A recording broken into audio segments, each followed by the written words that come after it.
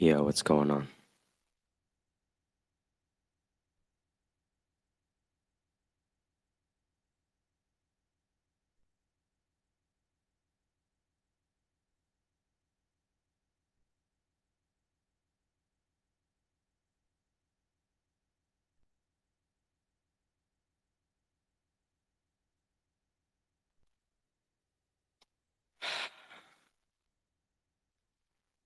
Good morning.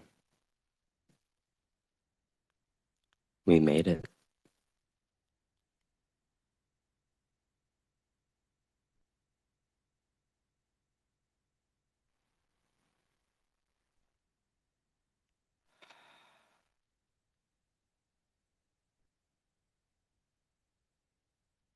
It's hard not to be sad. You know what I mean? It's hard not to be sad.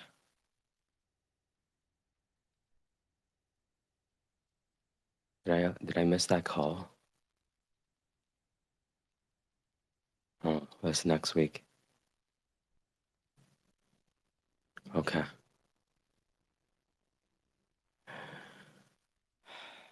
It's hard not to be sad.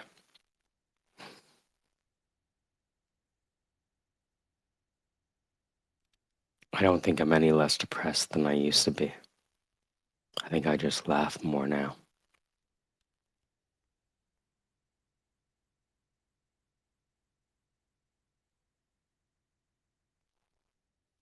We've been spending a lot of time together,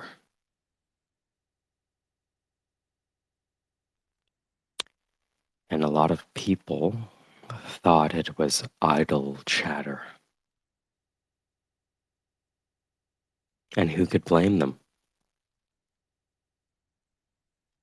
We're having a discussion on a platform made for idle chatter in a lot of ways, right? Think about it.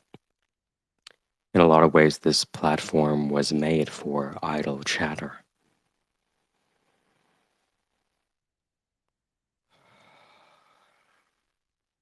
But you can bend these platforms to your will. I think maybe the worst thing that ever happened was the nominal fallacy of Web3. Like when you say Web3, what does that mean?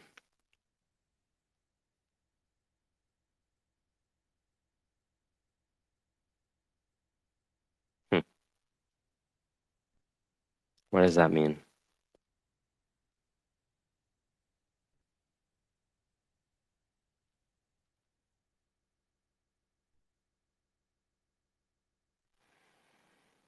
At the end of the day,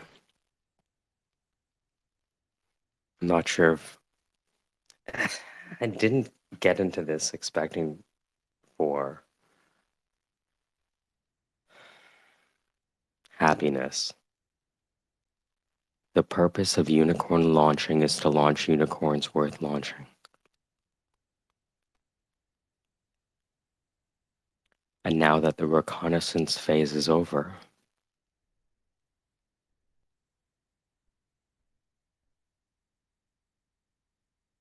it is possible that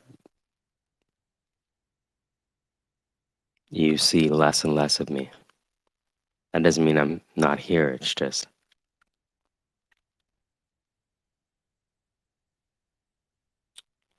you have to put the right people on the right seats in the right bus.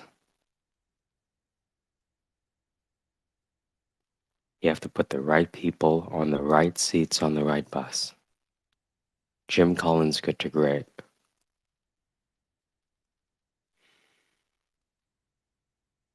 There are some things that are solved, some things that are theoretical, some things that we don't have enough atoms, let alone time, for the computation.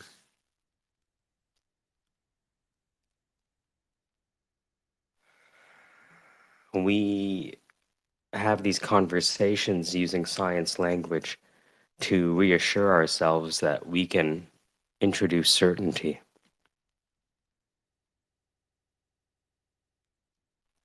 And maybe what I've learned from Zach is that we are not ensuring certainty.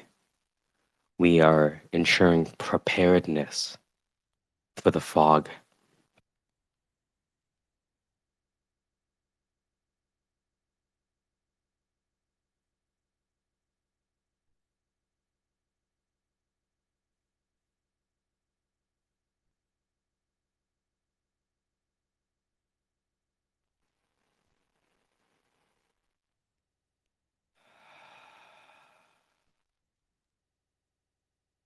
Preparedness for the fog. You know, in a lot of ways, things have never been more confusing. And at the same time, things have never been so simple. But simple is not easy, my mentor told me. He told me that headhunting was simple, not easy. You know, we take one person over here, put him over there. What could be more simple? Yeah, right. Try calling that person, see if they'll answer their phone. Or you call 10 times and they don't pick up. Or you called and they talked to you for 2 seconds and then they hung up.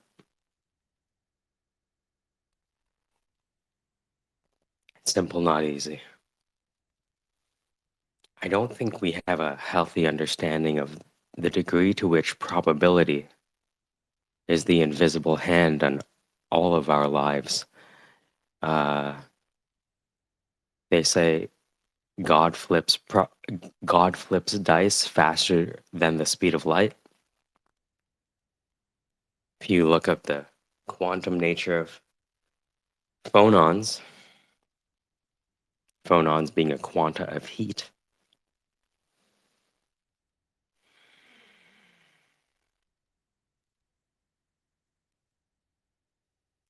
the purpose of unicorn launching is to launch unicorns worth launching. That's it. I know that in dealing with this aspect of the market, many things are unclear. As a recruiter, I could care less about the company. Take me to the leader. Let's talk to the leader. Leadership is everything, wouldn't you agree? Leadership is everything, wouldn't you agree? And if leadership is everything,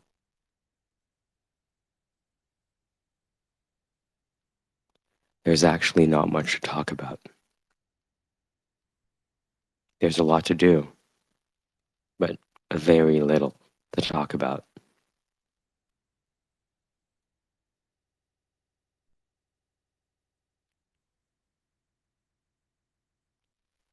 The power law of venture capital states that most investments go to zero. The power law of venture capital states that most things are going to go to zero, and that's okay.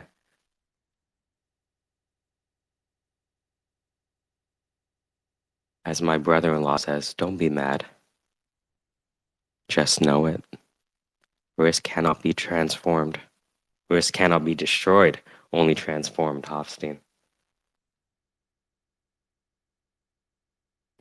Yeah, what's going on?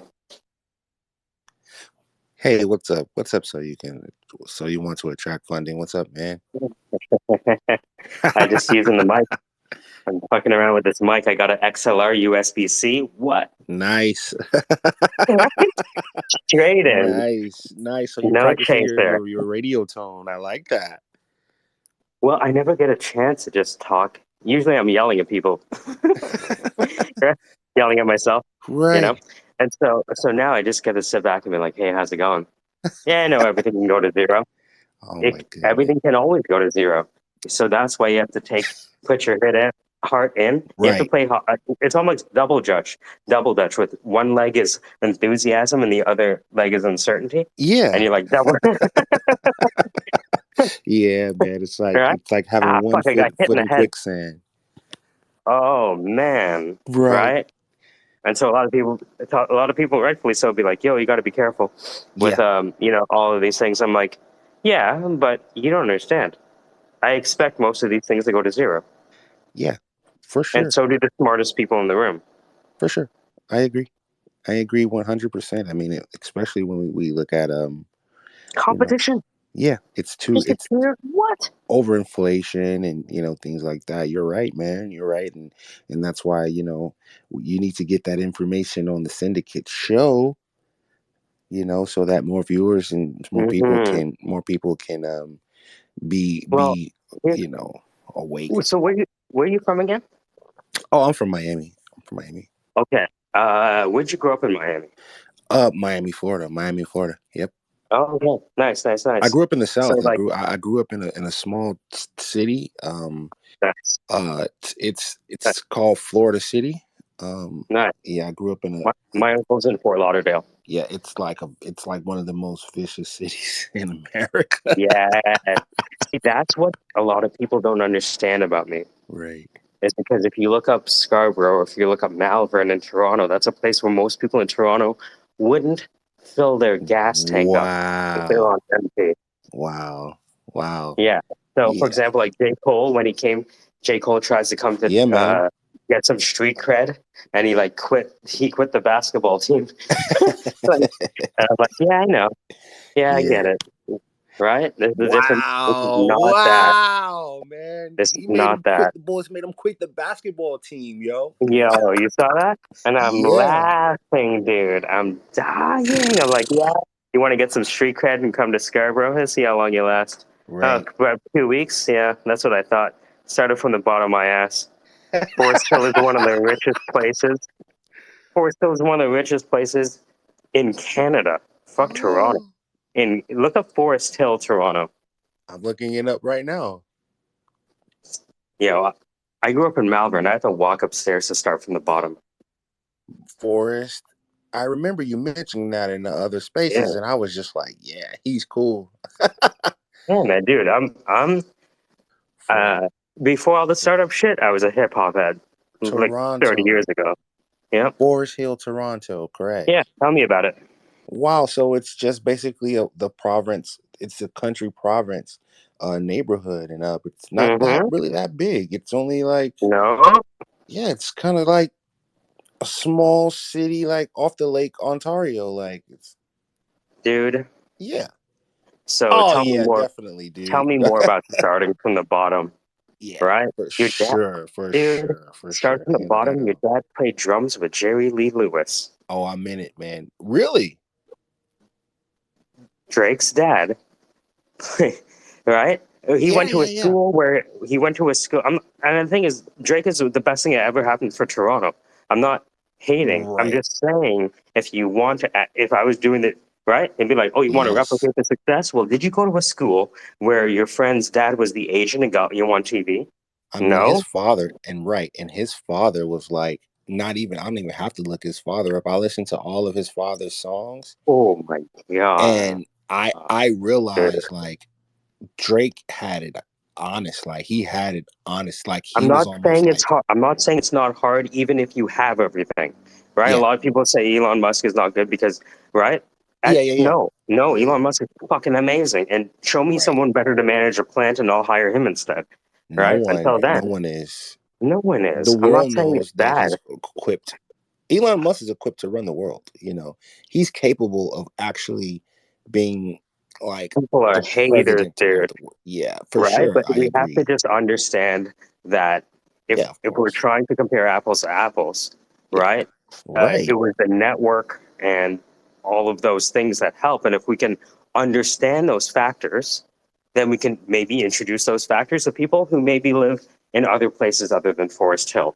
All I'm saying, right? Right? Right. What a concept. But you have to I understand, love that. you know, again, I'm from Toronto, so we have a different perspective on this stuff. Drake Right. is the best thing that ever happened to our city. Well, it's hard. It happened with the Raptors. Then we had David Yes. Stoudemire, and then Vince Carter fucked everything up. Vince Carter blew Oh us up man, Vince messed everything when up, dude. he put that ball between his legs. The city of Toronto reached at exit velocity. Wow. Yeah, Yeah, yeah, yeah. Yeah, for right. sure. For sure, for sure, Because for sure. everyone was now everyone in the U.S. was watching Toronto basketball. I remember. I remember. I saw it like it was. I remember Oh, it like it was yesterday. And Vince oh, Carter was one of my favorite players oh my, because of how he dunked in the oh Olympics. He my just God! was like on another level, and he was like extremely educated as well. So like, he stopped basketball to finish his college degree, and then he went back to basketball. So that's how he was like the most gangster of all gangsters. But we'll give the gangster badge to Drake's dad. Yo, I'm just saying, like, talk about the pedigree, Yep. right? Talk Right. about the pedigree, dude. Yep. Right. And I'm not saying people don't One have the hundred percent. challenges of this. We have to understand what is the mix of capital, people, process, technology, networks, leadership, doctrine, Mm-hmm. right?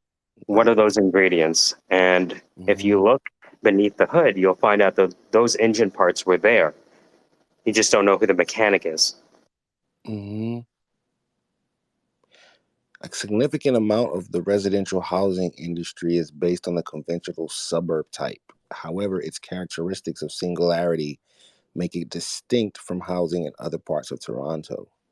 In Mhm. other words, houses, schools, places of worship, and other building types are all architecturally built with different styles. So this is a very diverse city. And so it says like the upper village was dominated by Tudor Georgians. And yeah, that's pretty lit. And then it contains like a fair number of like luxury condominium buildings. So that's in the west of Spadina and Longsdale Road. Wow, Yeah. this is lit. If you just went to Google Maps and did a tour of Forest Hill, you're going to see Wow. some of the best houses you've ever seen in your entire life. Wow. And it's like a homegrown city. Like the ethics there are like super like like the cultural ethic like background is lit. It's like 30% Jewish, like it says like in 2011 this was 30% Jewish. 90% of the people there are married. Supposedly like everyone there gets married and stuff like that. So, that But you those are probably have to all be married to a doctor just to be able to afford the mortgage. well, that's probably the reason why they need to kind of, reform, so have some law reform there. The people need to get out and vote so that they could, be in control of their destiny. See, If I'm a enough, weirdo though. Like, I've never voted, but I've helped people get nominated.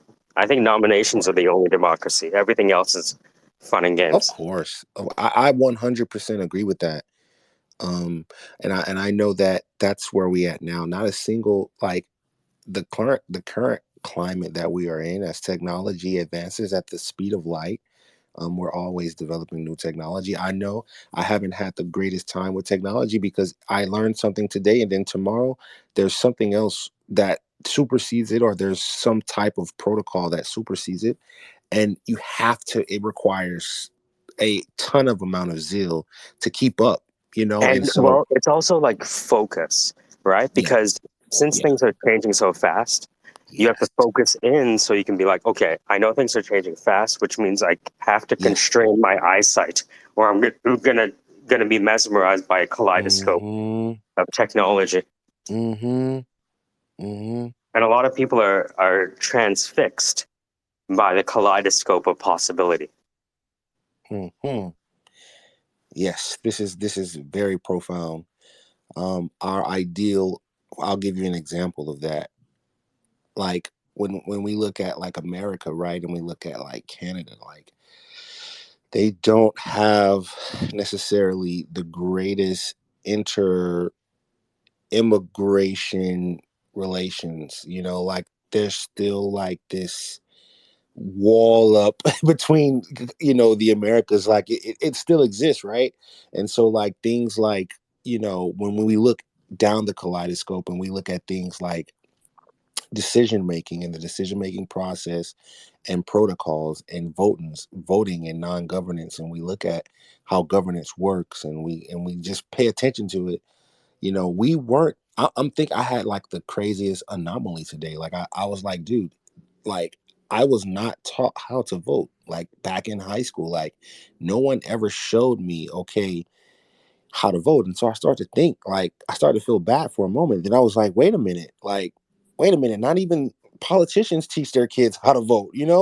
And so the kaleidoscope, our understanding of decision making as young people, 50 and down, 45 and down, 50 and down, is challenged, man, because there's no voting 101 in any curriculum across the Americas.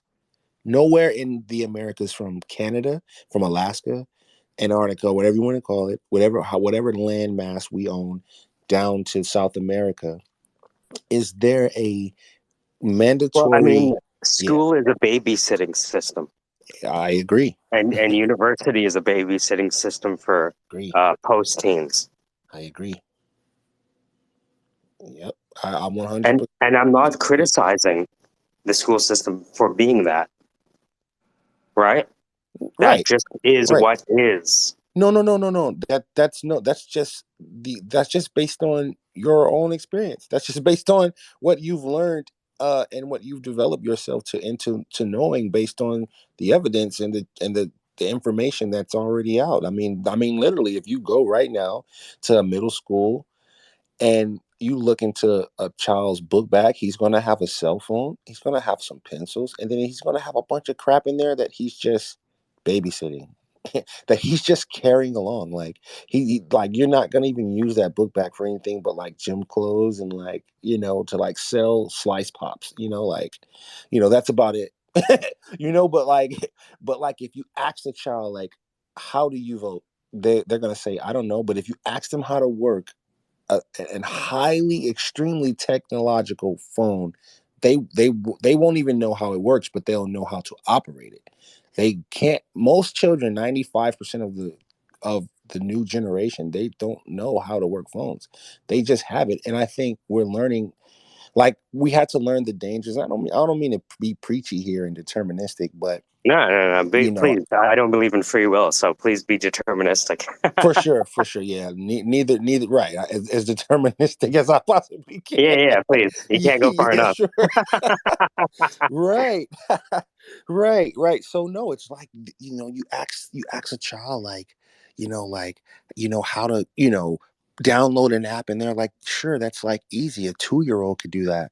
But then, like, you ask a child, like, to decide like what's better for them, you know, they don't have that tutelage, not even at home. I'm not even talking about school. I just mean in general.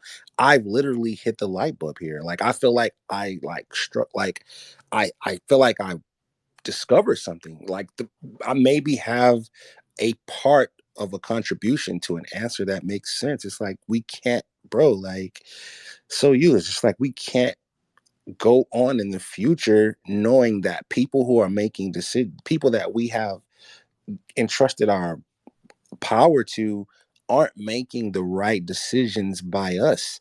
And those are individual choices that we're making. So we So, deserve some level, right? Yeah. Like, so this is what makes me pessimistic. When yeah. has this never? When has this not existed? This state of affairs. Oh, bro, you're preaching to the choir. I would say it's always existed. Hmm. So Yeah, it's not a tech. It's not necessarily a technology issue. for It's a sure. human We issue. agreed. But technology is, like, to say, it can potentially be, if I may interject, sir, a very, very, very, like, important catalyst to retrain and reprogram some of the, thinking, and to destroy, just get rid of some of the bad information, so that new decisions can be made, not necessarily decisions that we agree upon. Like, maybe you and I will disagree on on something, right? But it won't, the option to choose very, very bad decisions should, like, be wiped from the face of the earth, like. But keep in mind that it is because the world is complex and changing. Even good decisions can result in bad outcomes. Wow. Yeah, And true. even bad decisions can result in good outcomes, For sure. Because right? we don't have free. Yeah, I mean, given the fact that we can accept that we really don't have free will. Yeah, agreed. So if we know that decisions and outcomes are two separate things, right? You have Right? to have a healthy respect for the mystery. Oh yeah, I respect it, man. And one thing about it, since we can't really decide our fate in the end, and I think like it's important to kind of, be kind of. I'm just saying this is just me personally, because I know I can't decide my fate. I have to be very receptive to what makes me the best person I can possibly be. That's just me personally as an individual. Some people would probably like resort to like being like an evil piece of crap, like like an evil shit. Excuse my language, like but we But keep got in mind, evil is not determined by you. It's determined by other people's appraisals of you. You know, correct. That's right? profound. That's probably the most profound statement I've probably ever heard, because the things that I'm discovering existed before I did. So of course, people's idea and perception of evil Look, are, did you ever believe that people would look at Elon Musk and say that guy is the devil because they believe it? man, that's a sick, demented belief, and that should be considered mental illness. But yeah, I could believe it because you know people are very quick to Be the jealous of human. other people? Oh man, of course. I mean that's just the Jealousy, simplest way to put it. Yeah, dude. of course. Jealousy is Yep. Yep. crazy, dude. Yeah. Yeah, it's Jealousy disgusting. is They don't want you to be crazy. successful because you're better, because you They have. would have been your friend if you stayed poor. Mm-hmm. Mm-hmm. Mm-hmm. Mm-hmm. Yep. Yep. Yep. Yep. Agreed. Um, they want to keep us, dependent, my friends, on themselves so that we cannot independently think for our own selves. And that's a part of the advantage game that gets played.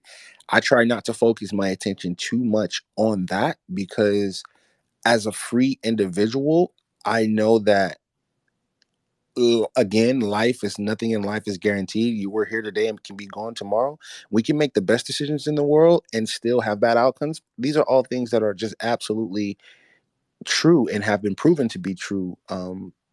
But I think it's also important never to lose one's identity and have your game plan down and ready to go, because you know if you have your game plan ready and down and ready to go in terms of what you want to see out of life, in terms of your future, your quality of life, in these things, then you can now have an identity for yourself, and meet other people that think exactly like you. And in the end, the formula will be there, the numbers will be there, and you'll be able to see who really cares, who cared from like, for instance, who really cared from the very beginning. They just had no money, or they had too much money. Like, who. This is what technology gives us, the affordability and the access to, is the ability to make a definitive ledger that exists and survives the test of time. I'm not so sure. The reason that I haven't introduced technology to everything we're doing is Yep, because I don't believe any technology will ever be decentralized in the way that people want. I think the decentralization exists between me and you, right? of Right. course, of That that course. that is as close as we're going to get to decentralization. Is me and you, because you Yeah. have your company and I have mine, and you get to tell me to fuck off at any time, and vice versa. Now, the way that we grow that is the mission. The way that we create the building blocks for that is a predetermined. It's like ad hoc. It's like a predetermined. It's like we have to figure out a way to not let people. into what can compromise our our freedom, because decentralized doesn't mean ungoverned, in terms of technicality. Decentralized just simply means that I get to decide for myself. It doesn't mean ungoverned. It doesn't mean it doesn't mean It could be. non-accountability. See, I'm trying to move to a direction where I don't want to be the center of the syndicate, right? Why not? You're a great center. But that is centralization. And Yeah. for this to really grow, I cannot be the center. Well, you have to well, if a person doesn't want okay, if a person doesn't want to,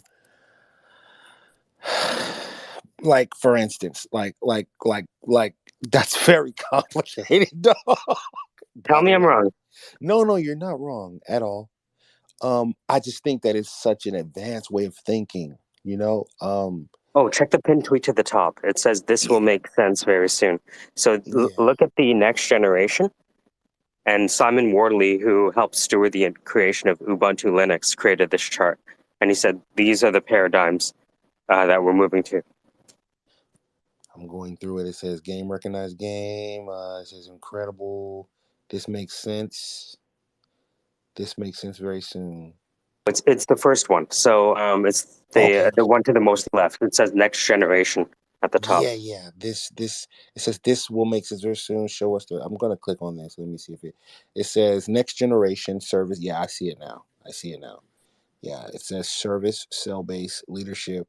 I mean, leaderless leadership. Yeah, of course.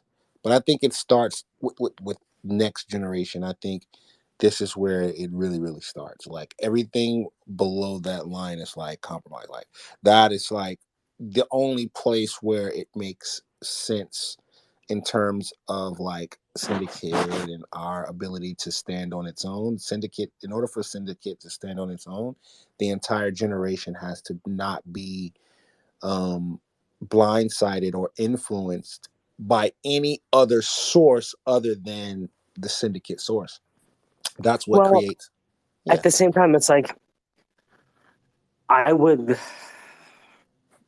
I believe there is a very loose collection. I call it the doctrine of metaphor frameworks, like off from Dr. Wetzel. I So love we all have this. these metaphor frameworks with which we observe, orient, decide, and act. Guiding principles. Yeah, I'm listening. I'm just All reading right. as you talk. Yeah. So no, no, keep reading. I love it. Simon Ward. That list is the list that I'm working by.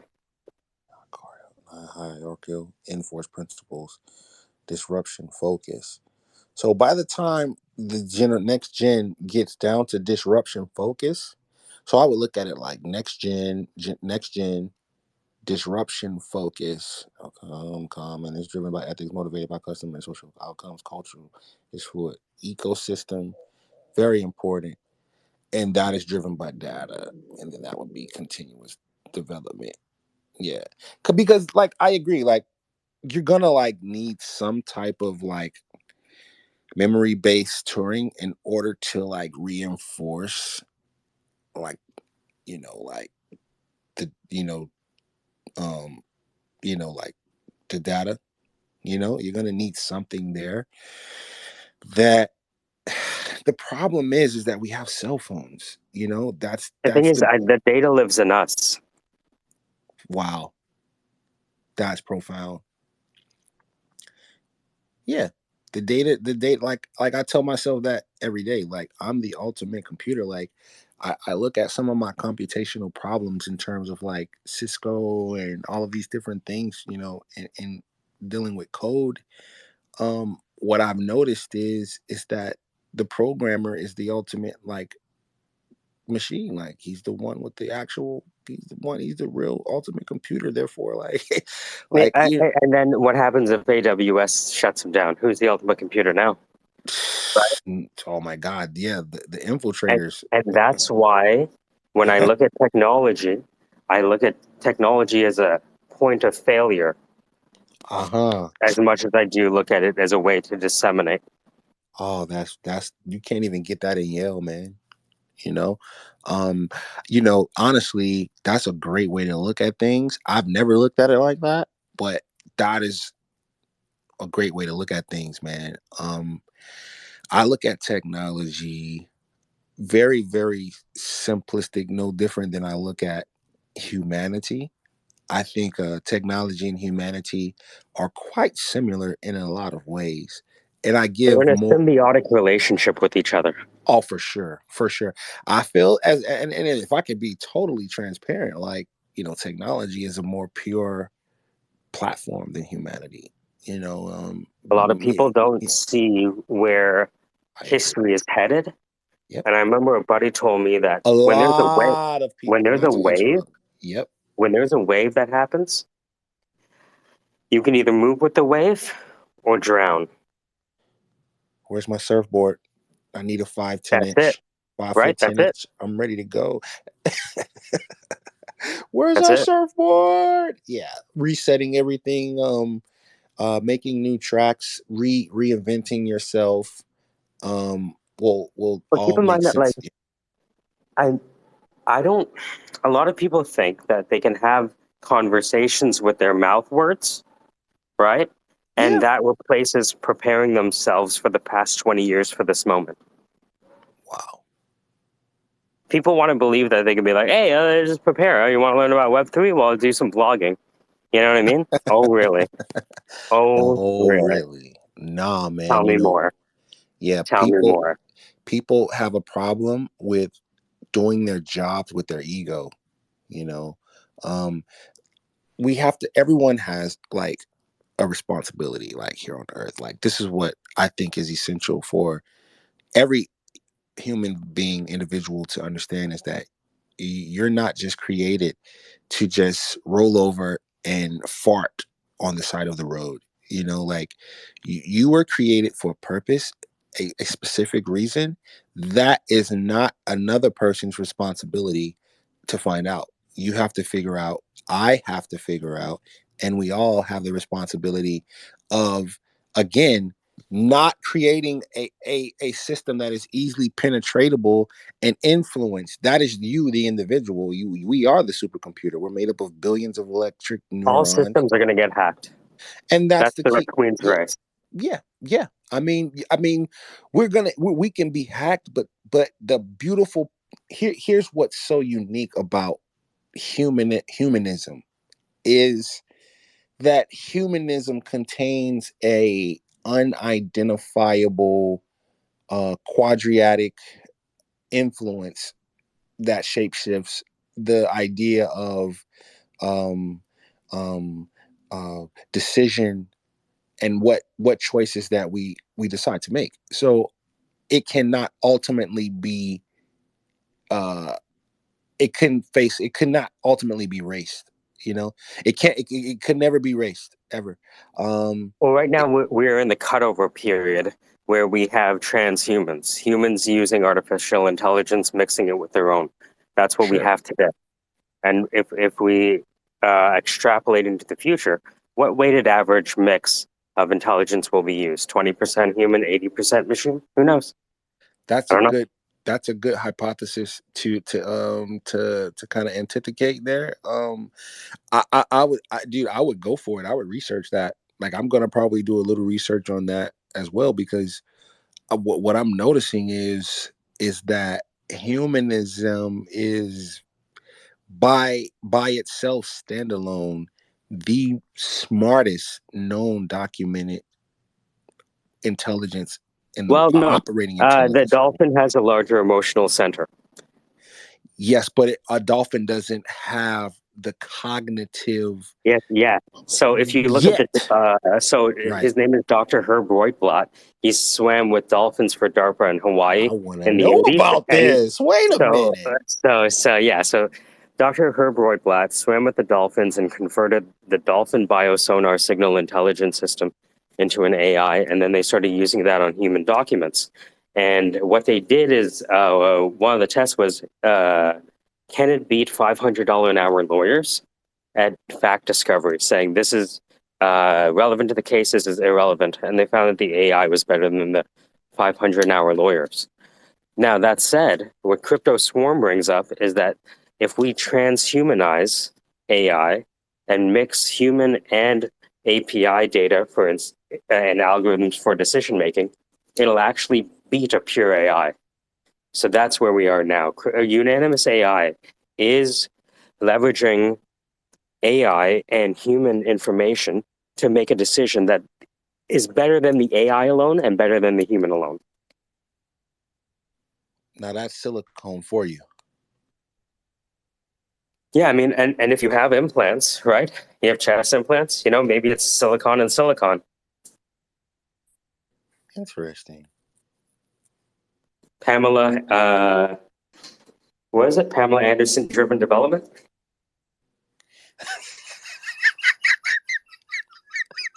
Baywatch, but Web3. Web3 is kind of like Baywatch, right? Where you're just watching a bunch of beautiful people run across the stage slowly and you invest in them. Basically. And then you have that rock star guy. I know ready with the darkness or whatever. I can't remember the words. Yeah, like AI is just like the fastest thing we have in terms of it doing its own thing and AI can outperforming figure out itself. how many Yeah, pieces of toilet paper to put on the Walmart shelf so that they always sell out every day, but nobody is left without toilet paper. that's That's something that incredible. humans can't do. But again, That's incredible. managing is. Uh, remember the difference between management and leadership? Doing things right versus doing the right things. You can Yeah, successfully. You were so talented. My buddy told me you were so talented. You can successfully execute failure. Therefore, it's not if you can succeed, it's should you succeed. nice.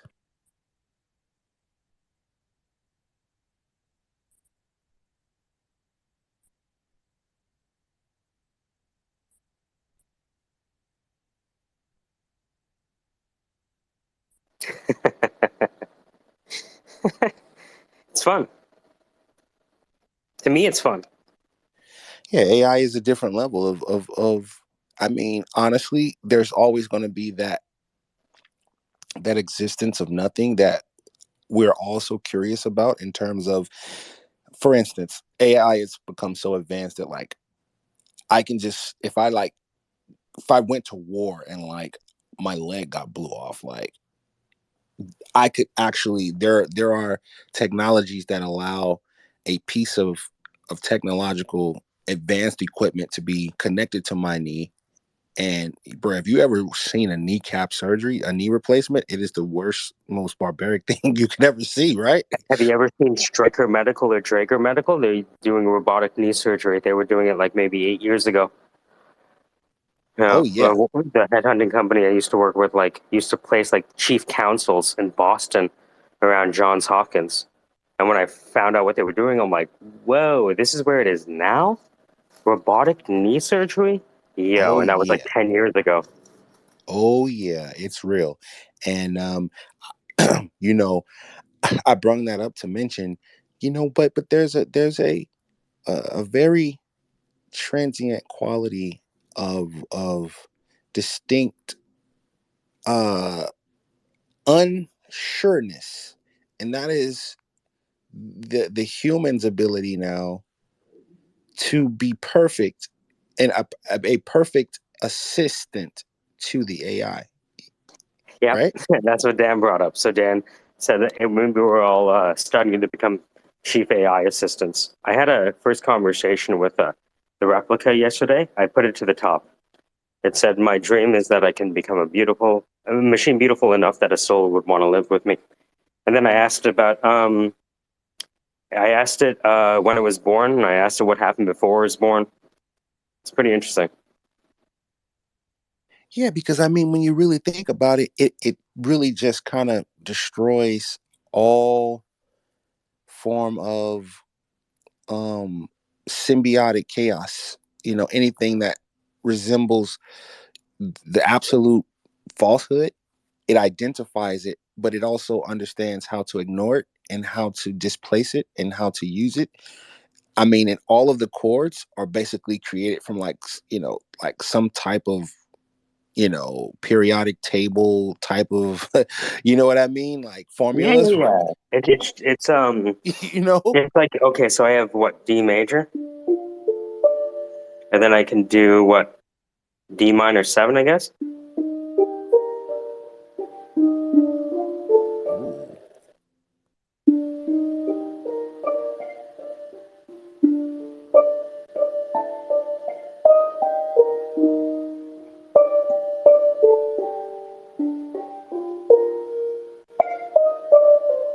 You know what I mean? Like, I don't know what I'm gonna do, We right? can't But I'm, lose that. We can't lose that. Yeah, for sure. and the reason that we don't lose that is in AlphaGo Zero, it learned the fastest by adding 1% random action with 99%, uh, you know, algorithmic action, so to speak, right? Right. And they found by the 1% speculative inquiry out of 99% logic, the 1% allowed it to learn a lot faster because it put itself behind the eight ball and then had to fight its way out. Mm. That's how it trained itself. It was like starting jujitsu on your back or starting jujitsu with someone already having you in a rear naked. That's how you build the UFC champion. Start them with the choke. Wow. Very, very useful, man. Everything everything in the that you have pinned up here is definitely humorous, some of it, but it's definitely definitely That's so I resourceful. did a search from colon at and you can do this on your account, by the way. From colon at and then your name, right? So at the DeFi kid. So for example, I could look up all of your tweets by going from colon at the DeFi kid, right? I'm gonna try and do it now. Yeah, I'm gonna do it with you. So it's from. All right. Let me record this. So if I go this, bang, skip countdown from colon at. Is it the DeFi kid? Yes, Okay. correct. And let's say I want to look up until when did you join Twitter, if you don't mind me asking? Oh no, I don't mind. It's this last year. I think last year I joined Twitter. So let's go 2022-01-01. Correct. This year, like maybe end of last year. Let me check. Let's see here. And Let's see here. I let's joined see. May 2022. Yeah. Ah, yes. Yeah, Yeah. because I didn't see anything for Yeah. May. I'm just running through the things. Okay, so I'm gonna put a search to the top. I can share this search, and I'm gonna copy the URL, and then I'm gonna. All right, so let me put this to the top here. This allows me to see what you were tweeting about when you joined. I looked up the DeFi kid. Give me all the tweets until a certain day. Oh man, that's lit, dog. I just put it to the top. You see it? I'm I'm so glad I'm not a traitor.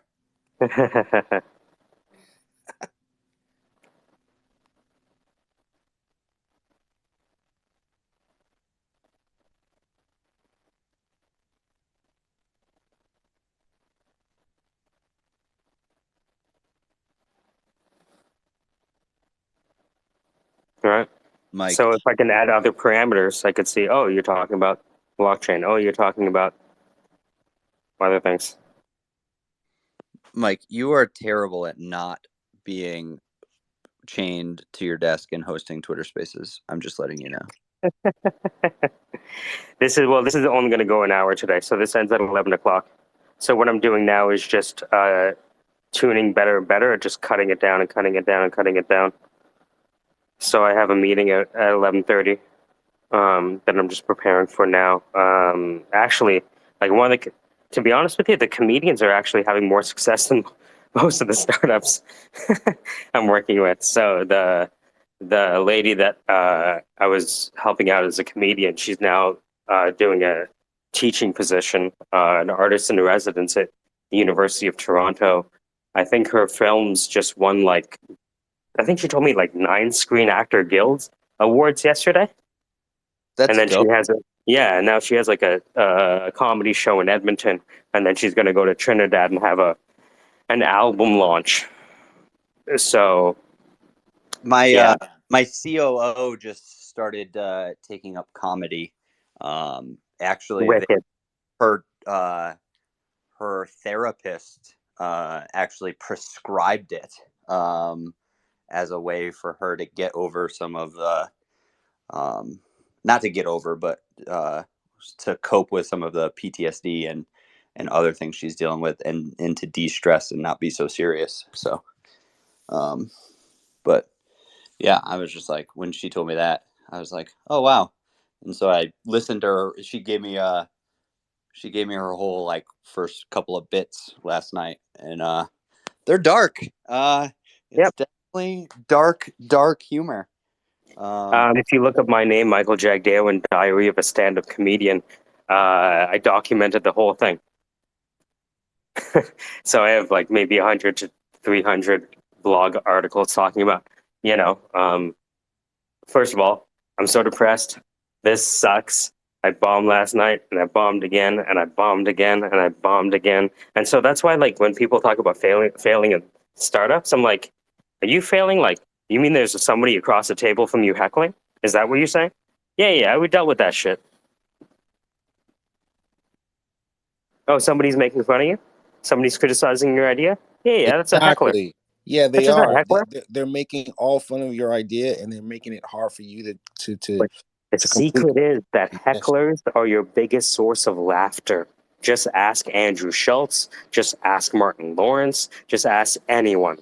Hecklers are your friend if you know how to deal with them effectively.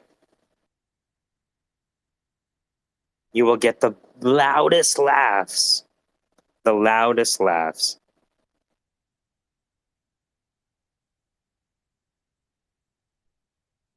So much so that I saw comedians write jokes and then use crowd work to get into the jokes. So they write material at home with the intention of going into the crowd. And then when the crowd gives them what they want, bang, you're hearing the joke, but everyone else thinks it's spontaneous. But what it really is apparent spontaneity. Quinn taught me that.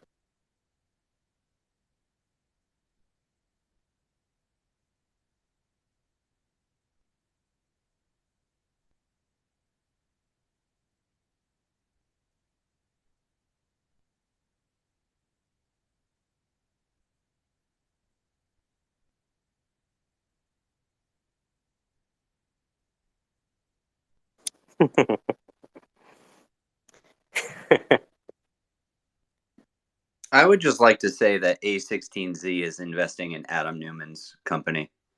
Like, what the hell is happening with this world? Well, fundamentally, H16, though, is not the same A16. They changed to be more of like a Roth IRA last year. Did you see that? Yeah, but they still have a very competitive, like, American Dynamism investment Oh, portfolio yeah. and Oh, yeah. platform, Oh, right? yeah. And like, at some point, don't you think that like someone of this notoriety with what happened, like the show that was made about him, has some sort of credibility hit, especially because his new startup, people are saying, is just a pyramid scheme in Web3. Well, to be honest with you, I've never not seen a pyramid scheme. Show me a company that isn't a pyramid scheme. I mean, I guess in you're right. I always like, so that was the biggest struggle when I first started Win the War. And I was like, yeah, I'm going to use freelancers and I'll give them all the information and they can do this. I'll do all the marketing, blah, blah, blah, blah. And then I was just like, how do I know this? I'm not starting a pyramid scheme. And then I was like, wait a minute. All businesses are pyramid schemes to some degree. Pyramids, we were building pyramids long before Yeah. American culture existed. Any kind of hierarchy is a pyramid. Got it. That's fine. It's a power law of venture capital. Yeah. Sorry, no, sorry. Price is law. The square root of the number of people in an industry do 50% of the work. Yeah, but I think that with his, it's a little different because you literally are just getting paid by bringing in people into the company.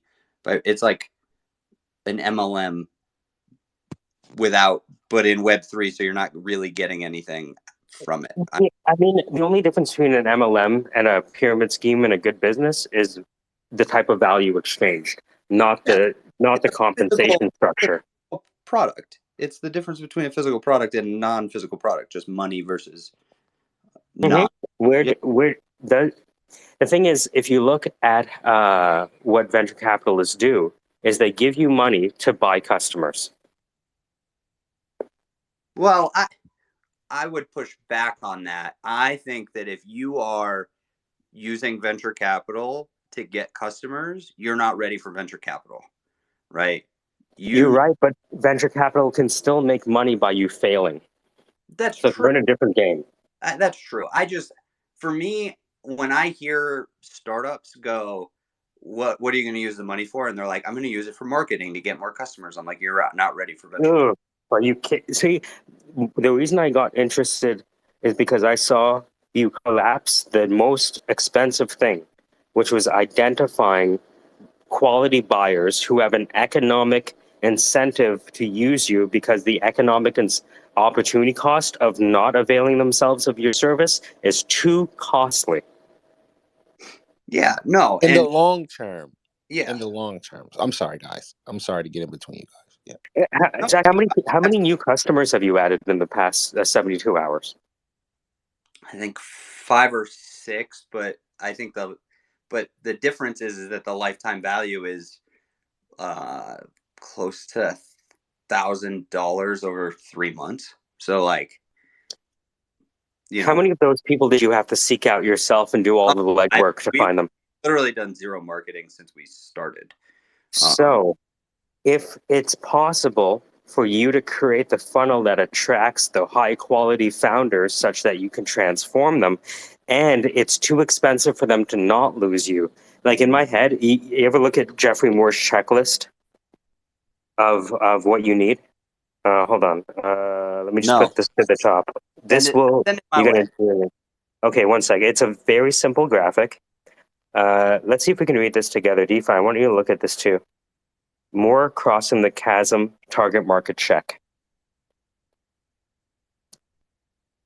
Do you have all of those things checked off?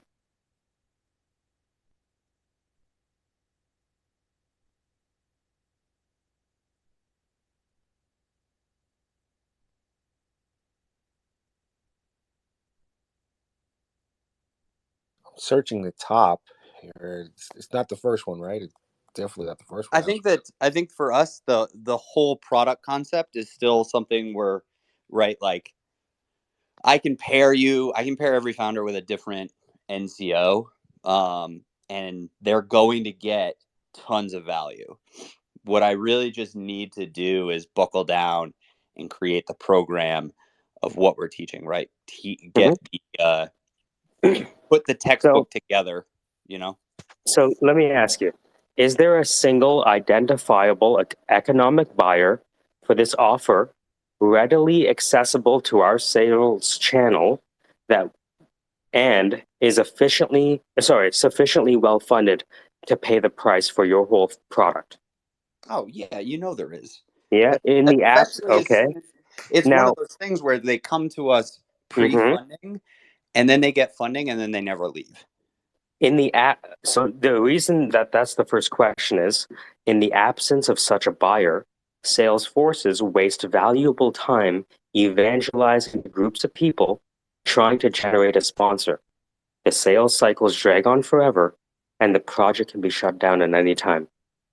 The second one is compelling reason to buy. Are the economic consequences sufficient to mandate any reasonable economic buyer to fix the problem called out in the scenario? What are the economic I consequences think of the them not going with you? economics I think that the economics only get better once we're able to instill the automation that, I've showed you was like the idea or the dream child. So no, I Uh, get that. one I sec, one get sec. that. Zach, Matt, Zach. You were talking about the exact thing that Matt's the expert in. I've been wanting to introduce you guys forever. What's going on, Matt? How's it going? Just dropping in to hear what y'all are talking about. Heard a lot about you between Mike and Casey. As is common to say, I hope it's all positive. I've heard a lot about you too. Nope, terrible. They've said awful things. Probably the same amount of awful as they've said about me. Well, you're in good company then. Economic consequences are to my belief, my maximalist idea of being able to produce, solve a question, answer a question that the majority of people can't solve. So goods and services would be considered, a straw, a toothbrush. How important is a straw, a toothbrush, or a laptop for 299 bucks versus a MacBook Pro, or some supercomputer, some Dell computer from NASA? It's like, I'll give you an example. You know why we need to buy an M2 for the business? Because we need to pump out 500 e-learning videos in 45 days. And it would have taken us 6 months using a slower processor. It's a very simple decision.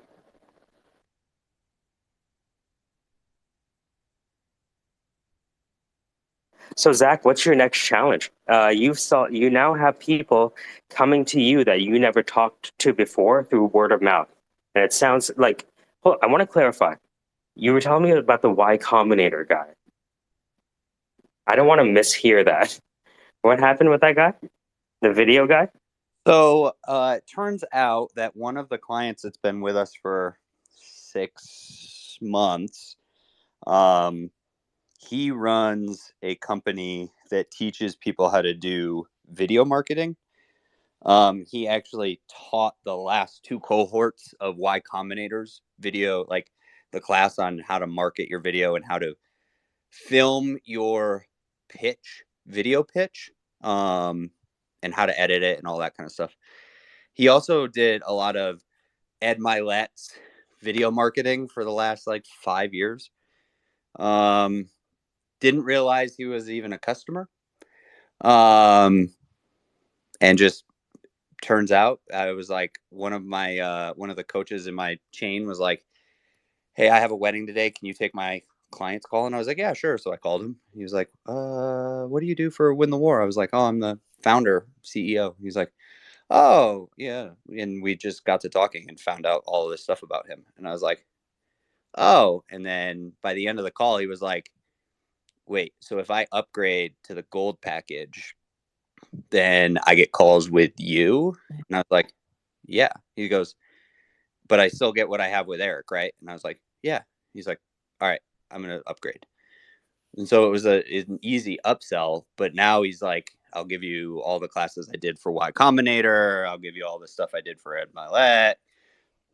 Didn't say if I don't charge him. He was just like, "Yeah, I'll just give that to you." He's like, "This is incredible value." Um, so it's just the automation of the whole process because Yeah. And so I really believe that the one person that I've met that is has the process down of the digitization of human delivered services is Matt. well, Matt, I am the deliverer of human services. Okay. Yeah, no, we should probably talk at some point in a little more depth. Yeah, I'm about to hop in the shower and then I have to go back to work. So I'm full-time active duty. Um, but yeah, let me DM you and we can get on a call, kind of go over some stuff, get on your calendar. Okay, yeah, that makes sense. If the terminology means anything, I started off in doing UI work long ago. I do UX work now, but I really try to focus on this overlap between what is considered UX and service design and product design. So just effectively, if you're going to drop someone in an ecosystem, what are the people, resources, tools, and experiences they need to sort of accomplish something. Um, That's amazing because I have my tech co-founder. He was my lieutenant when I was a private. mhm. He got out of the army, and when I built this, I was like, "Hey, sir, what are you doing?" He's like, just finishing being a dependent. My wife's still in. Like, I'm just gonna be a stay-at-home dad." And I was like, "Cool. You want to come on to this idea I have? I know that you're into tech." And then I explained what I wanted, and he just sent me a full prototype the next day. Like, coded out a full prototype on like a free web, like a AWS site, and was like, "Yeah, we can't. It doesn't do very much. It's not functioning. But is this what you're looking at?" And I was like, "How did you build this?" He's like, "Oh, I just coded it." And I'm like, "Well, what about like the user interface? Like, what about the experience?" He goes, "I don't know anything about that." He goes, "I can code all day." He goes, "I have no clue." So we, so that's it's really one of those things where we were like, "All right, we know what we want it to do. We know the data we need to help improve the human performance and provide the service. It's just what's that experience? How many clicks?" Because I know that the number of clicks to get to a thing is important. The number of what's in front of people and how it's presented is more important almost than the service at some point. Um, I don't want our MVP. I always say this is like our MVP isn't going to delight or surprise anyone, but it needs to solve the problem well enough that they want to keep coming back. Yeah, yeah. No, there's certainly a sweet spot. It has to be enough friction that they feel comfortable with the integrity of it, but not so much friction that it's a burden to use. So it's always a tough hill to climb, but I'm certain I can at least have a good conversation with you and maybe provide a little bit of guidance, if not a little bit more. That's perfect because I think between you and my guy in Web3, I think that there's something there and we can figure it out. But I'll definitely, I'm going to DM you. I'll DM you my number and then we can just text to find a time. And I'll shoot you the prototype we got right now. Oh, thank you. Appreciate it. All right. Mike, thank you for the introduction as always. Matt, pleasure to meet you finally. Heard a lot. Web3, I see you down there. How's it going? DeFi, good speaking with you. We've talked before. God, I can't remember when, but good talking with you again. And Anna, see ya. See you, Zach. Thank you.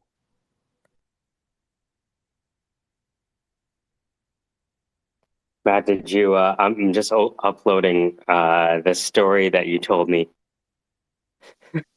Did you see the video? Oh, this is the story about the development team that built the potentially incorrect data model. Yeah, Okay. never could. Startups, hashtag SaaS, hashtag venture capital. I'm gonna put this to the top. So I took that story. It's funny because Dan started using film scenes from films, right? And then started adding subtitles to them, right? To change what they were about. So what I did is I took the story that you told me yesterday, and let's see if we can find it. So bad.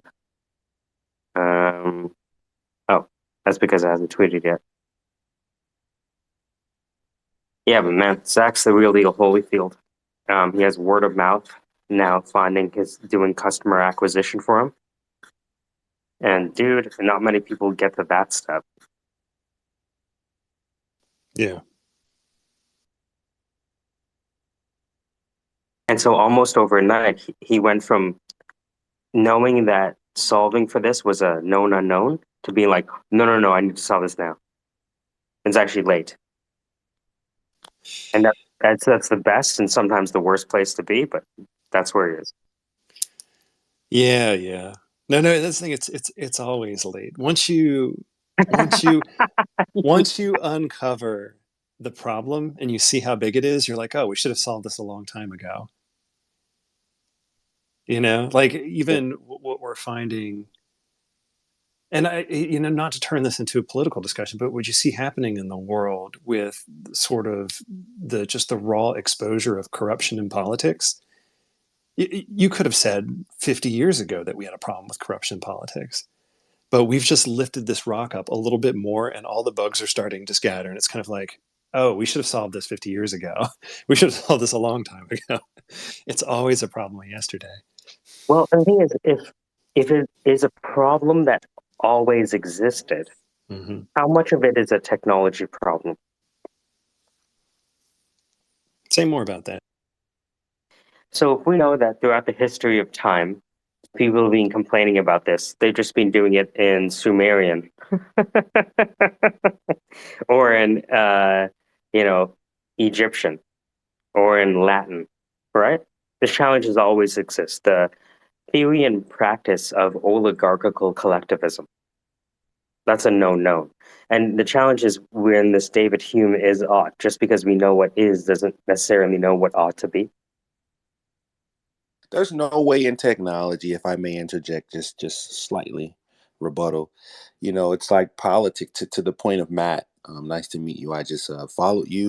You don't have to follow me back, but I'm really not on Twitter that much. But it's just very transically inherent how politics is starting to be defined as, if you don't, support me, even if I'm wrong, then I hate you. Yeah, like it's a strange form of leadership. Like if you think of this idea of um, leadership all the way down to sort of the school board level, all the way up to the presidency, and sort of these, we'll call them loosely committees that we have globally, where people meet, and you start to think of them in terms of public service. It changes the dialogue completely, right? It's not about power. It's about it's about being put in a position of responsibility to look and make good decisions. And I think the biggest challenge, and it's something a friend of mine, he was a town council member a decade ago in this tiny town we both lived in, and he said, like, Matt, our biggest challenge is getting people to come out and actually listen to the conversations about putting up signs on the street, or what it means for a business to promote themselves on the sidewalk, or what the sidewalks are going to look like. um, and it is about sort of civic responsibility and contributing in sort of the local, state, country, global community. And it's when we sit back and say, well, someone else can take care of that, when a bad actor can come in, or when a good actor comes in with limited data and has to make decisions on that limited data. So it's and then occasionally you get the true psychological psychopath or sociopath that finds their way up and starts to take advantage of the situation. Has that never not always existed? It has, but in every moment that it surfaces, we're like, why haven't we solved this problem? That Yes. should have been solved yesterday.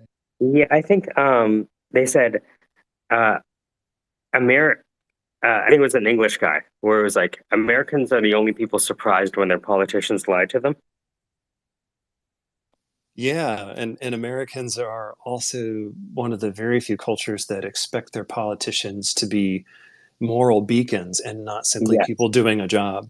yes, that moral beaconness is a very interesting thing. And I'm one of the few people who don't think Ayn Rand should be completely thrown out. But that doesn't make me very popular. You're two of the people, including me. Dude, I look, if I can see how broken I am, I have to accept that other people are going to take the privilege of being sinners and broken too.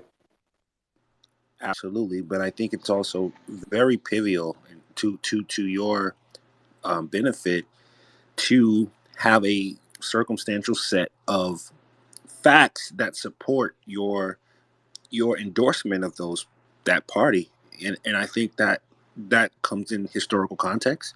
I mean, going all the way back to 2005, the relationship between the United States and certain countries has been, I don't want to get too deep into it, but it's been definitely excessive in terms of the overcommitment of our political strength and our political influence in those countries where they just want sovereignty. Look, hey, we're living in a society now where in American culture, where America is probably one of the most, if not the most diverse place on earth. And so I'd the argue idea, with Toronto, but keep going. well, yeah, I'm biased. no, you should be a little bit. I say that because I'm a thoroughbred, Americana. You know what I mean? And so are my family, and so are my ancestors. Well, what's more thoroughbred Americana than Canada, right? I Like mean, you we follow can't get your lead. well. Actually, we follow your lead to be specific. Maybe it's a dance and we both lead sometimes. Maybe we had a meeting and we just agreed like we'll follow your lead, but we'll just act like we're like That is the theory of oligarchical collectivism, where you have Eurasia, East Asia, and then Oceania. Yep. all true. This feels very much like a tango to me. Yes, it is a tango. But I think that people look at America losing its power, but I don't see that necessarily. I just see a multipolarity emerging. And that not necessarily is a loss of power. You can see it as a loss of power, absolutely, I guess. But a multipolarity doesn't necessarily mean the death of America. And a lot of people see this multipolarity as the death of America. I'm like, I don't think so exactly. But, people have been calling for the apocalypse for a long time. They used to, Joachim de Fior in like 1245 said, hey, there's going to be an apocalypse. The only way to save yourself from hell, you have to go on a crusade in Jerusalem. So people have been using this idea of apocalypse to, um, convince people to do things to get into heaven. One, I think that's a very cool topic to dance around. I would say, like people are expecting, like Matt said, a little bit more of moral accountability in terms of like economic interest. Should we And be expecting that though? I think that's the struggle in my eyes is that, you know, we expect people to be perfect people from the time they're appointed in office back to the time that they're born. Because we're trying to And replace Jesus. yeah, but instead we just need them to do the job and do the job well. And I think what we're getting is the opposite. We're getting people that promote themselves as being these perfect moral beings with a stance, and they're saying, I'm going to carry my entire history with me to make decisions. And that's the wrong answer. They should be making decisions as representations of the people they're supporting. And that's like the big mistake to me is when we elect sort of bodies of knowledge to use their own knowledge to make, or their own perspective to make a decision, rather than electing people who are just good researchers to make decisions. So in my, I've never voted, but I've helped people get nominated. I think helping people get nominated is the true participation in politics. What do you think? You're saying that helping people get nominated is a strong activity, or like the best value add? It's if you want to be a part of the governing process, you have to be involved in who gets nominated and put on the ballot. Oh yeah, yeah. You have to be in support of who potentially gets nominated, and then you also have to be a part of drumming up the collective voice, or multiple voices, because ultimately a decision shouldn't be, and at least in some instances, it shouldn't be necessarily the largest crowd of people saying the thing. It should be a balanced perspective among all of the loud voices, also making, or not loud voices, but collective voices, and with some consideration for some of the voices that don't have the ability to speak loudly. It should be the best compromise that you can make within the moment. And that's nearly impossible, if not just very difficult to do. But I think the hard thing we're facing right now is you have to make the effort at least. You can't just say, "Hey, corporations are also voters, and this one handed me the most money, so that's my biggest voice. Like Well, I that's mean, we do have entrapment laws that say once you give, you cannot offer people more than like $2 million because everyone has a price and it's on average $2 million. They call that entrapment. oh yeah. So we know what I think we have a pretty fair idea of how humans handle power, right? And I don't blame the humans for it anymore. Yeah, it's just part of the human condition, or it's part of being Yes, human. Yeah, yes, yeah. yes. That's where I am. And it's not like I have a necessarily solution. I'm okay with this definition of the problem and then poking at it in different ways as I go through my life, either by helping people get nominated or moving forward those businesses like Zach that, like, I was talking to Zach the other day, like, if you can use your military process of coaching and help people not get caught up in the cycle of recidivism because you show them how to redirect that energy, dude, you have something that's world changing, let alone America changing. That's worth supporting. I'd, if I'm going to participate in society, I will vote for Zach instead of voting for politicians because I think Zach is a system that can have knock-on effects that'll eventually lead up. But then the problem comes, if I may interject, Matt, for 1 second. The problem or the challenge, I wouldn't necessarily call it a problem, but the challenge is the barricade that must now be established in order for your preference to be protected, for your decision to be protected. It's an entirely different um, Yeah, responsibility. protection is a farce and a Red Queen's race. Organisms must continuously evolve, not to get ahead, but to merely survive. I mean, if I abolish a thing, and then there are other things that are placed as barricade to what has been abolished, is what is being abolished really null and void? No, of course not. Look, monopolies have an incentive to pretend that they exist in perfect competition. Peter Thiel. Why do you think they ushered in the creation economy? Because they created the platforms already. Hey, create all you want. Just use AWS, GCP, Microsoft Azure, IBM, Red Hat. Creator economy, go for it. The creator economy is I want to say is probably going to be the best economy we probably ever had in our world history. We just have to understand where the profits roll up to. I think they said, like, I think Chamath said that if you look at how startups spend their money, it all goes to AWS and GCP and Azure, right? So it doesn't matter if they succeed or fail. All the money it's like you start this company and you look at your expenses. You're actually just like a offshoot of AWS at the end of the day.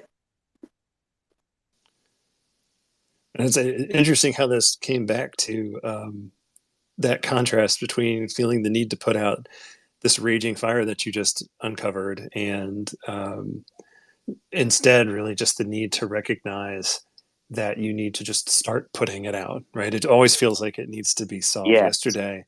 And AWS as a service surfaced a long time ago, but 2006. yeah, but it came into popularity as it grew value. And Amazon, true to form, I think the stat at that time was like, oh, they're releasing updates to their code every 11 seconds, and now they're releasing hundreds of releases every second. Yeah, the Um, point releases. At the same yeah, time, it was this Amazon S3 storage bucket that was left with the login credentials of admin that Equifax had that leaked everyone's social security information, right? So can technology be used for good or bad? I don't know. Depends on the person who's setting up the S3 bucket. But I yeah, have a yeah. question. I have a question, if I may ask. who should be held responsible if I, for instance, if I'm not contracted with you in any type of fiduciary agreement, hand to hand, whether it's quantum merit, whether it's any type of law, like a moral oath, if I haven't raised my right hand, if I haven't signed a document or did a blood oath or wrote a goat. I mean, I'm just saying, like, if I didn't establish a contract with you, how do you presume that authority over me? Oh, through lawyers, through lawfare. Anyone can be sued, right? This is the game at that level, is lawfare.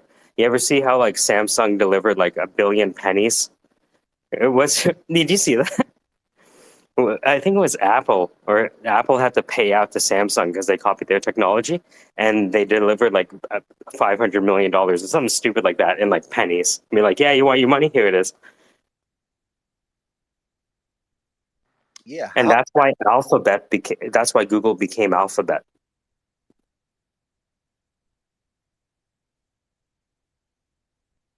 Google became Alphabet so that they wouldn't and could not be called a monopoly. Absolutely. Those people that got together, those initial investors, raised about $1 million, which allowed them to open up their shop in Menlo Park, California, if I'm not mistaken. Keep in mind that the owners of Google tried to sell the company and nobody wanted to buy. But then it comes back down to our final point, right? And maybe you guys can help me figure this out as well, and that is competition. I mean, when I look at competition, it says that it has this problem already been addressed by another company, such that they have crossed the chasm ahead of us and occupied the space we would be getting. Zoom defies all of that. The success of Zoom should give everyone hope. Zoom could never have existed, but it does.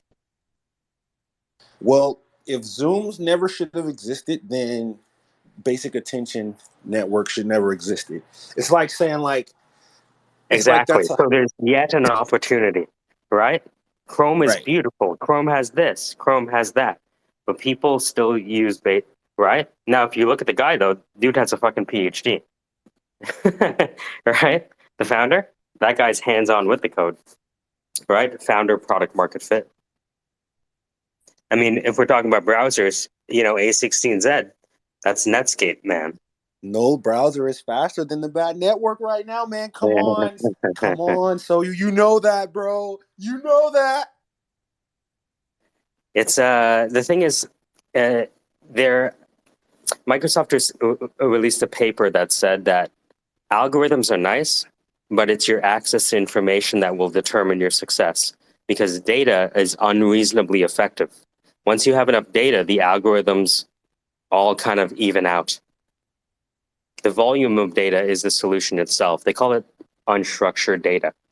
So what that Dolphin biosonar signal intelligence system did, what they used to do is drop objects in the ocean off the coast of Hawaii and then count the number of clicks that the dolphins did to recognize the object. And he told me, like dolphins can use their biosonar to detect changes in surface structure, like 1 divided by 32 of an inch. Right now, when they started applying this dolphin intelligence to human pools of documents, one of the things was it was at a bank and they were trying to find out fraud. And it turns out the people that were trading fraudulent mortgage backed securities were using the code word poop and poopy, something that the compliance would never look for. But the thing is, dolphins speak in pods, and so do people. But we don't, and I'll probably conclude with this. That's a great point. You're making me laugh on the inside. You know, we don't.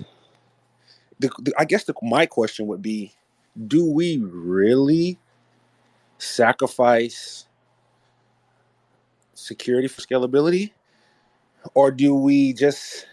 outdo the competitor and just say, okay, yeah, there's this competitor that's faster than us, but it doesn't have more access Red points than Queen's us. race, dude. It's a Red Queen's race.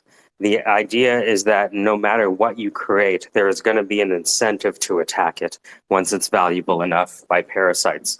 And there's a host parasite relationship that has been happening long before humans existed. And so basically what I feel like in response to that theory does for me is it tells me that I need to be a little bit more esoteric in terms of my creative process, and less popular. Because if I Um, create yep, yep. because if I create if I'm less popular, what history is showing me is that through the 721, and so on, the 1155s, and so on and so forth, is that, wait a minute, I can be creative and not need the competition.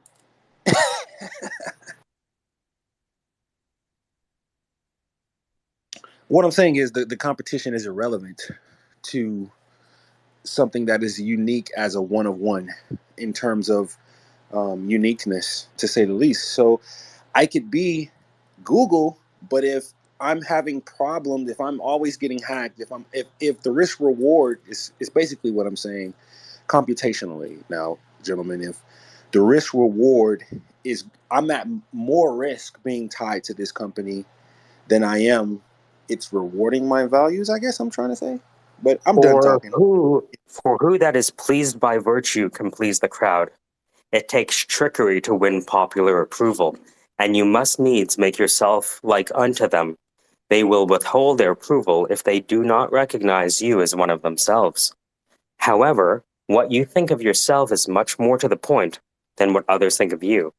The favor of ignoble men can only be won by ignoble means. And if the whole state, even the women and children, sing your praises, how can I help but pitying you? For I know what pathway leads to such popularity. Seneca.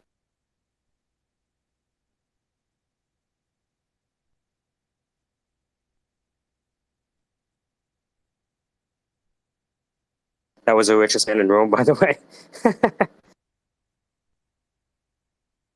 One of the.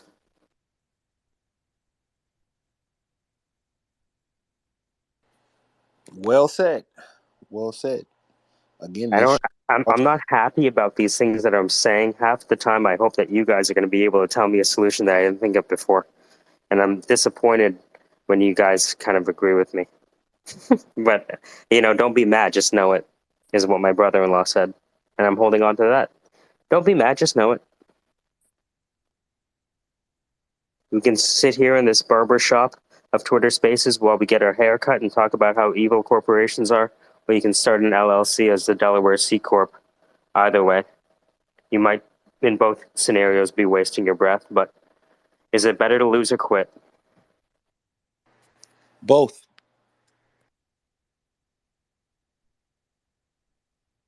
My third year stats class taught me that the way you predict the future is you look at all the potential possible events, you assign a probability to those events occurring, and then you assign a value to how those things impact you. And if you add up those weighted probabilities times the values, then you can have an expected return or expected average view of the outcome. So when I look at companies like, yeah, it could fail, yeah, it could succeed. We're not smart enough to know which is which, but we can add some, a few questionnaires here and there. At the end of the day, nobody knows shit about shit, and we're gonna reverse engineer the narrative in 20 years about why things happened and why other things didn't. The magnitude of what's going to happen in the next 25 years is going to, I think all of us are going to have to go back to the drawing board. Look, what hasn't happened in years can happen in a day.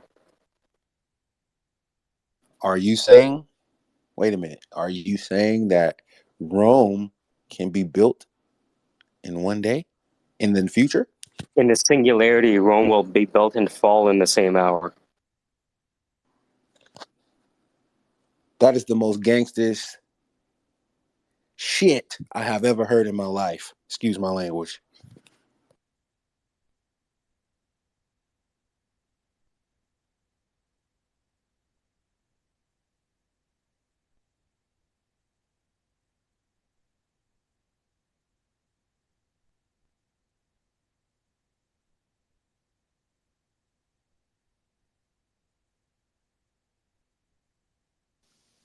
Yo, good morning. Hey, Casey, how's it going? Hey, buddy. How are you? Welcome to the space. Aw, Oh, thanks for joining us. so glad to have you have me. Does anyone else need an explanation for that? No, We're making fun of me. no, It's the best absolutely part not. of the day. And and can you explain that to Matt? I would love to hear the explanation from Anne, just for the fun of it. Do it. No, no. Okay, Pussy. it's how we all talk. No, imitate Casey Yes. when he's not around. Casey's involved in a lot of singing Yes. spaces, right? And so the people who sing are tender souls, let's say. And so the way Casey deals with them is like he's very kind of like, I remember when I order coffee, I always say, "Could I trouble you for?" And it often takes the barista back because nobody is like polite to them. It's like, "Could I trouble you for a tall bowl?" Or like, "Oh, no trouble at all." Does that make sense? It's kind of like the grease for this socio-cultural wheels of ordering coffee in the morning. No, that's right. I use may. Like, may I have this? It totally throws people. They're like, what? Yeah, yeah. But Casey's Casey. Yeah, go on, Michael. Sorry. So Casey's really nice to folks, and so when the singers come in, he goes from you know what I mean, to like this super sweet father, right? And he talks to his kids the same way he talks to singers. And in a lot of ways, some might argue it, they're at the same stage of development. It works for a reason. It works for a reason. Like, I'm sure I'm not the only one who felt the room elevate when it started. I mean, it definitely changed. it's it's Tai Chi for interpersonal relations. Oh man, it was so funny too, going through those cultures and communities and just like soaking it up like a sponge for a little bit and realizing how how incredibly delicate they are. It's like they're they're Dude, you holding think they're and delicate? passing. You should introduce them to founders. Which one is more delicate, a singer or a founder? You tell me. Tell me, who's more delicate?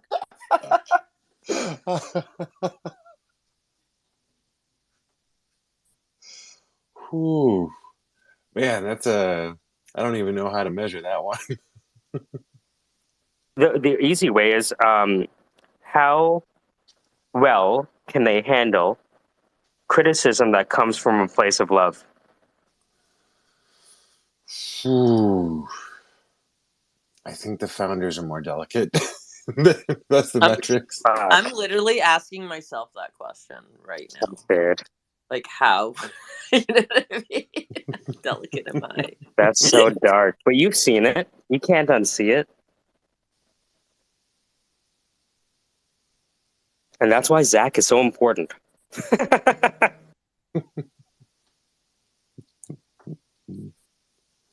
We have to turn a delicacy into a meal. One bite at a time. One bite at a time. All right. So responses came back on the quote unquote job offer. It was bullshit. I knew it. I knew they couldn't afford it. How much could they afford? A percentage of what you were asking for? Like 60%. Mm-hmm. And how did you tell them no? Oh, I said no. Yeah, I figured that was going to be the level, and we know that that's not going to work for me. But I really appreciate the time. It was I pretty fast. found that when I started saying no to job offers, the money started going up. That's when I realized that there was a crossover between stand-up comedy and dealing with these powerful people. That these powerful people had never heard no before, and they'd never heard sarcasm. And when they heard Mm. those two things at the same time, the offers started going up. Yeah, yeah. Hey, like for example, oh, that's a nice offer. Where should I send you my bill? Your what? My bill for my time. What do you mean? You've just wasted my time. My time is $250 an hour. By my tally, it's $1,500. That's my kind of guy. How dare, how dare you treat me like a fucking pylon? This ends now.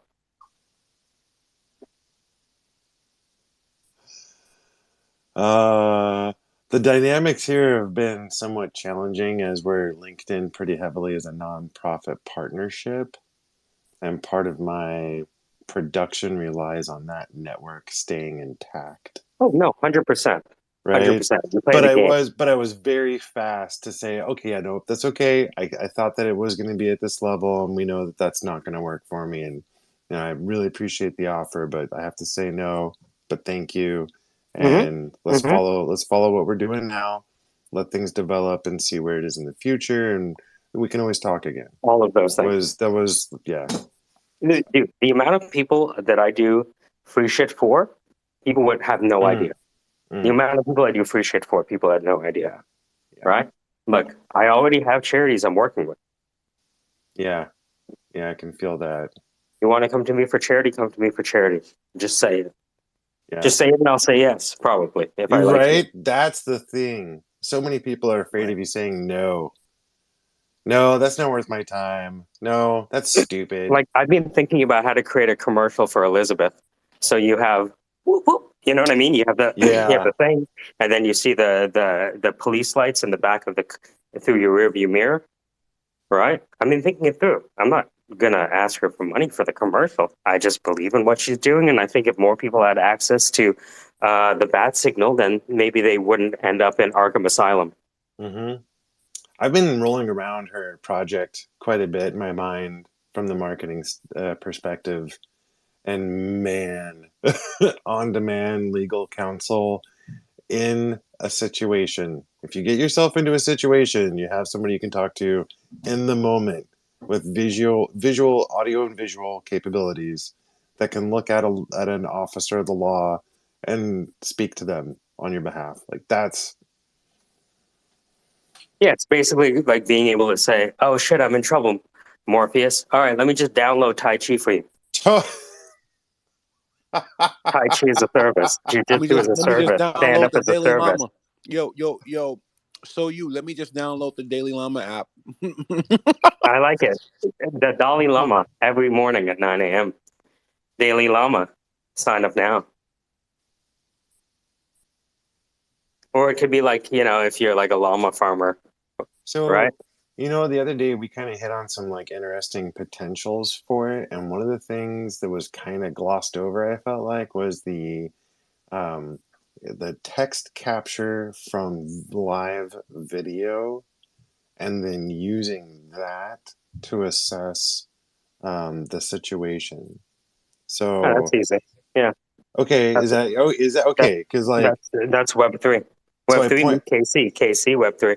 Okay, so I point the camera at the officer, it reads his badge ID number, point the camera at the patrol car, maybe grab the license plate, and the system takes that and says, oh, this officer has 17 violations for excessive violence in the past year. We're probably going to want to be real careful.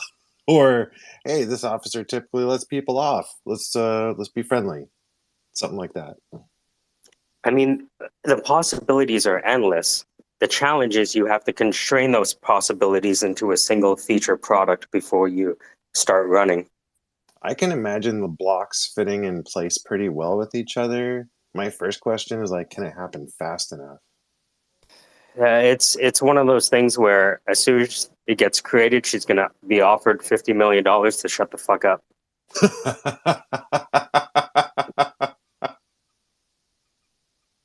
and that's where she's gonna have to make a tough decision.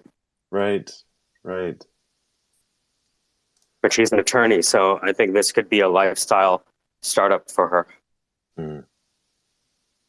She's going from attorney to being a partner in a law firm of just-in-time attorneys.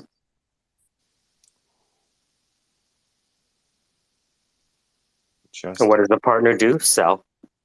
yep, yep.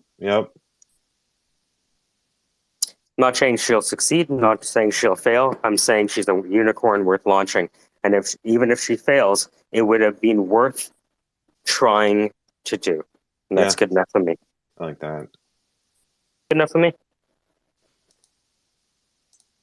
That's just good.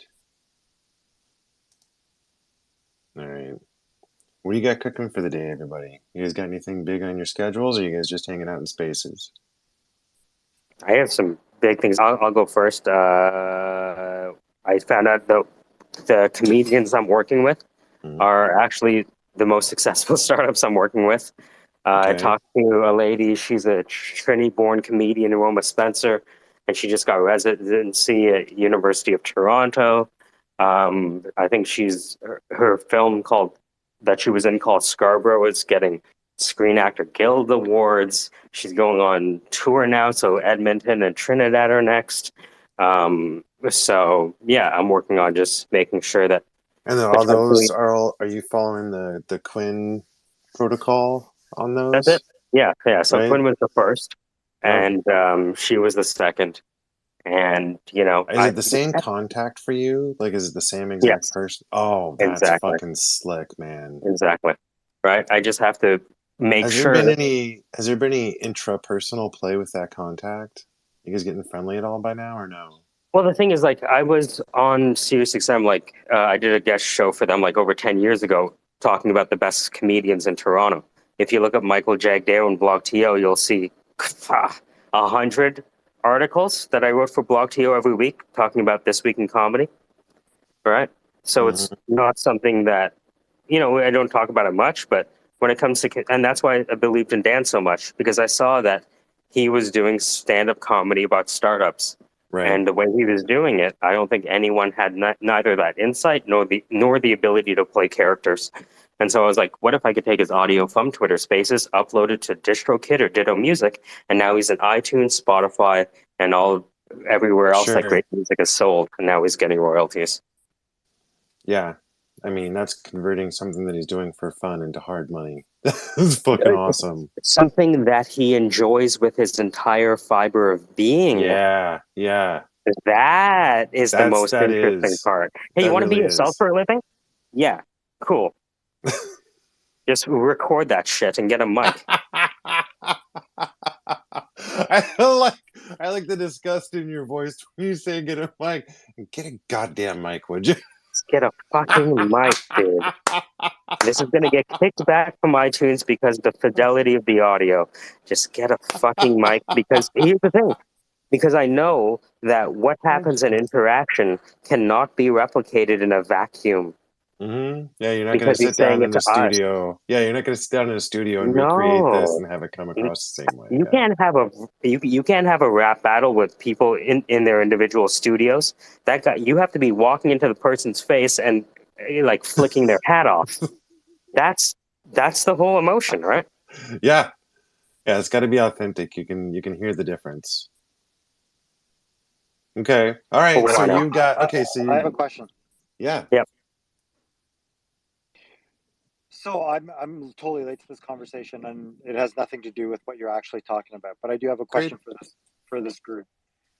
So we hear so much about security hacks and Web 2 and people's social media accounts, etc., being taken over and all that sort of stuff. Why is it that we haven't seen a constructive group go back to making things actually boostable or viral or something where a group like this, for example, could stop and say, hey, we're all going to pile into the one support vehicle get on the Great Space Coaster and make sure that everybody sees this on that person's behalf. I'm baffled by the fact that there's all these quote unquote illegal hacks that are happening with reference to cybersecurity, Oh, 0 days. You're talking and about? and nobody's baiting the system anymore properly to be like, yo, that's a creator I support. Like, I'm even going into these social audio platforms, and the same people are schlepping the same things sometimes. And I'm Yep. like, yo, are you still in that like wheelhouse where you're stopping and saying, join my Discord group and Telegram group Yeah. and hope that everything is going to happen? Where is it that like Disgusting. we're Anyway, sorry. I just got into this place where I was like, everybody's talking about all this ill hack shit, but where's the like hack that's working for people?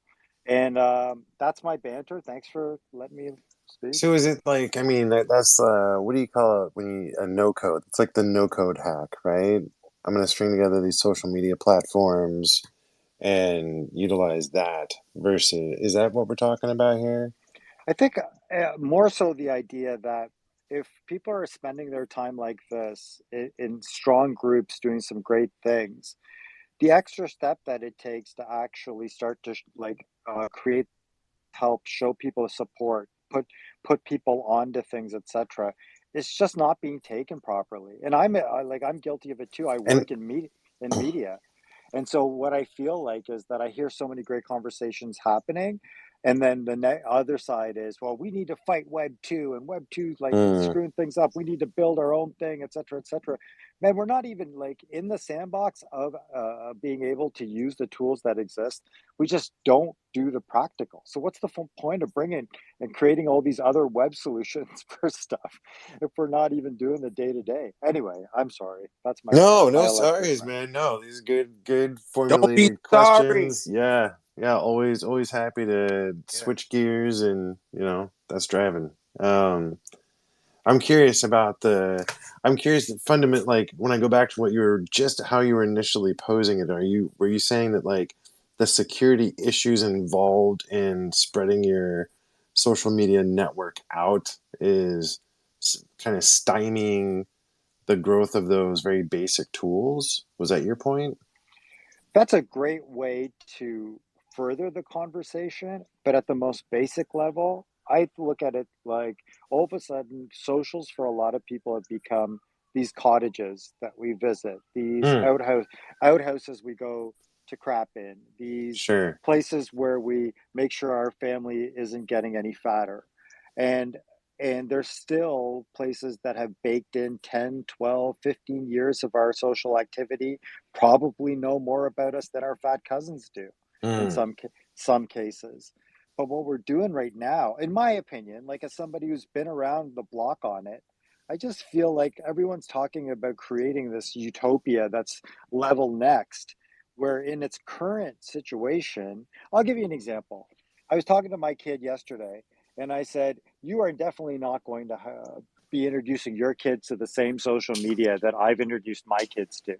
And he was like, "What do you mean by that? Why should I stop and listen to you right now?" right. Basic, you know what I mean? And I basically said, "There's no way you're going to look at the current iteration of what social media is and stop and say, 'Hey, kid, you're safe here. Take it. Go ahead.'" You know what I mean? It Right. already seems so impractical. Yet we're all playing anyway. So I No, just think keep of it going. from This that perspective. I look at it and I stop and say, okay, we could talk about a utopia where really good people connect and start to build things that are so unique, where they're really driving forces. But again, this is six people, two, four, six, eight people, right? In order for any of us to have any actionable work being done, there's so much more that has to be done off of it. And I hope that people understand that that's the empowering we need to do is start to get off platform and start to press the flesh and reach more Yes. people. So what's happened recently over the past 5 days is we've, been talking to startups for a while, and invariably there's in a group of 20, there's two, if you're lucky, that are ready to go to the next level because they have monthly recurring revenue. So I've started introducing a handful of folks to the investor, and the investor has been giving the thumbs up and making actions. So that's kind of where we are swimming in right now. I'm not even implying that there's a burden on this group in particular. but I do respect the fact that you understand where I'm coming from in Hmm. Hmm. Fortnite. Yeah, look, Oh, my goal is that if people are successful, they stop using Twitter Spaces or use it in a structured way for a certain outcome. so that's interesting you say that because recently I've been asked by a company. So here's something else to think about. I've been asked by a company to help them deplatform off of something. And I was like, oh, I remember preaching about this, but I never thought that people would have to take this active approach. Hmm. And more specifically, and this is another thing to think about, they're proactively looking to deplatform as a result of a shift in management. So they don't want the perception to live on that their mistakes of the past are in their corporate history.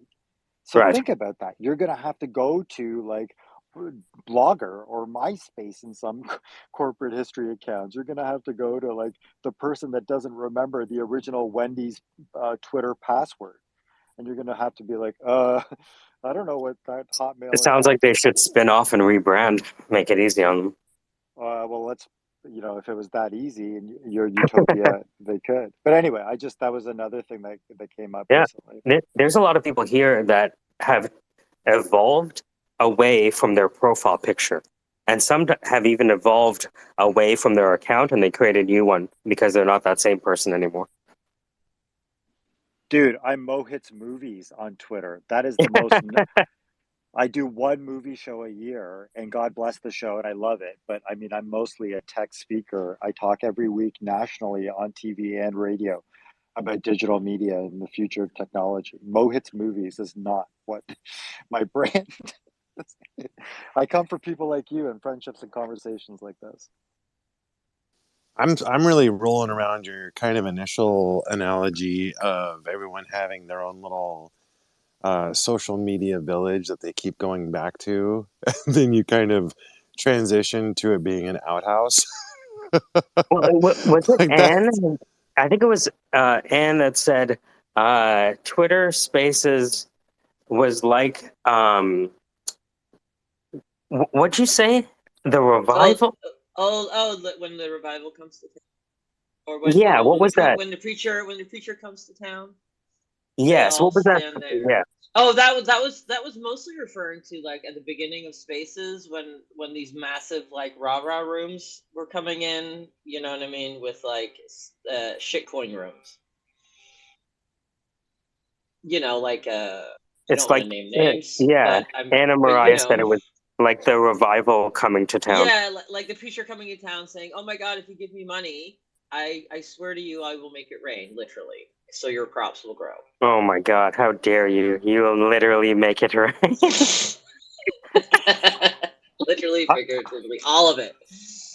I've been Right? thinking I've been thinking that in the future, the commercials on afternoon CNN that sort of warn you about what you could be entitled to.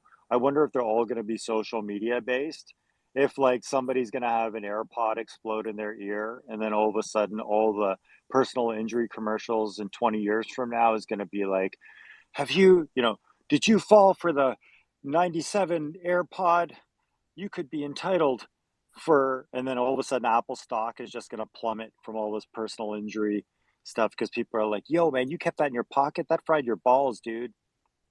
Well, there you go. It's so you got a short like Apple stock in 20 years, right? Is that what you're Or you saying? have to invest in personal injury lawyers, And then also that too. Yeah, right? okay, so straight up about that, what does anything mean when somebody says shorting a stock? I feel like that's the one thing in life that I should have Googled, but what does shorting a stock mean? You're betting Casey? against it. You're betting against it. But how do I I do that? I go up to the stock and say, "Yo, I want to short you." Use a swap. So the mechanics, I don't actually use this, so I stay kind of away from it because I'm scared. Although people make crazy amounts of money. When you place a short bet, as the stock or whatever you're investing in goes up, you have to cover the difference. So you not only place the bet, but then you start putting additional money in to cover the difference of what it's increasing to until it crashes, you hope. And when it crashes, Payday. Shorting is Oh, shorting is when that's you interesting. predict Thank a you. stock will go down, right? Longing is when you predict a stock will go up. If you think a stock will go down, you can place a short on that stock such that you make money every time the penny drops on that stock. If you long it, then you'll make money every time a penny is added. And the next layer or level comes into play when you're doing leveraged shorting or leveraged longing.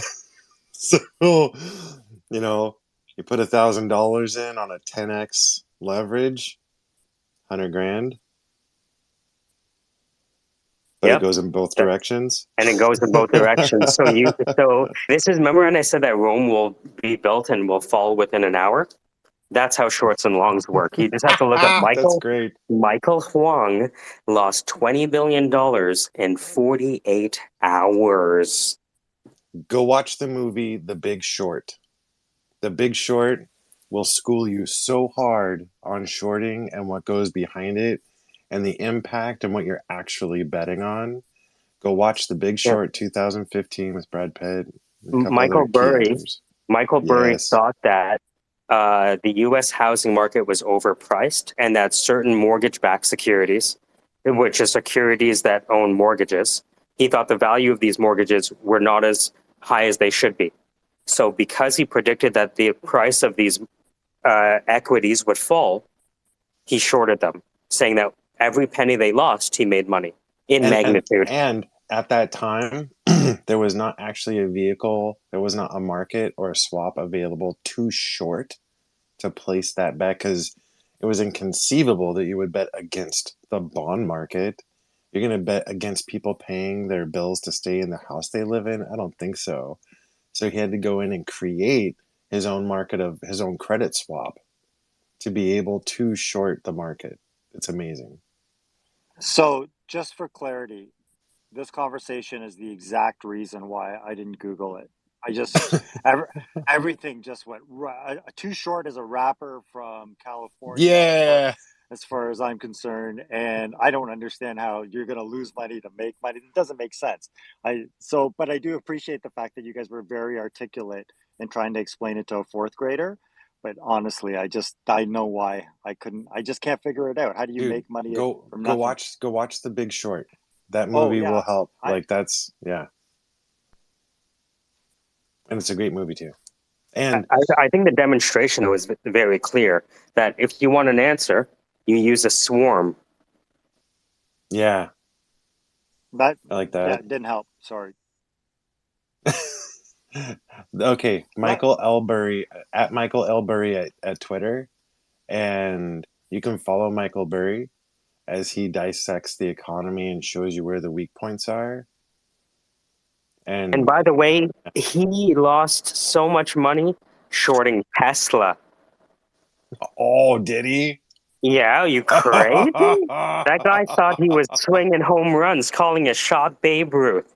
And so he shorted the U.S. housing market and won, and arguably lost a big chunk of that shorting Tesla. Ooh, Look it up. ooh, You'll see him yeah, ooh. interviewing yeah. against Tesla. All that's yeah. Betting against Elon, that was a mistake. Look, betting against Peter Thiel. People Betting think against Elon is Elon. Elon is not Elon. You should listen to the interviews with Peter fucking Thiel. You should see an interview with Peter Thiel and Cornell West where Cornell West is like, wouldn't you agree, Peter Thiel, that monopolies are bad? And Peter Thiel's like, what do you mean, like Harvard? Dude, it's embarrassing. It's everybody embarrassing. against Elon Musk. You know something, KC? So you guys, I'll bet against Elon Musk right now, and I'll win. Would you Man, bet against Warren Buffett? would you get bet against the PayPal Man, I'm mafia? scared. I'm scared of Warren Buffett. I'm not betting against him. Would you bet against the Fed? No, I wouldn't bet against the Fed because they already have the answers to everything. So it's like playing a cheat code. I got a Okay. story. I got a story for you. So one day I'm sorry, I don't mean to monopolize the mic No, here, but no, no, you're You're not. not. You're not. We're good. Flow I'm with going to tell it. you a very quick story, and then I promise you I'll bounce. So a couple years ago, a buddy of mine invites me to an event in Toronto, and I'm like, okay, I'll go. go to it, and I'm totally underdressed for this event. I know immediately I'm second row. It's Canada's Walk of Fame, and so I'm dressed okay, but I'm insecure because the people behind me are former like dignitaries and like the who's who of people that I don't belong there. If anybody checked my ID, I definitely didn't belong there.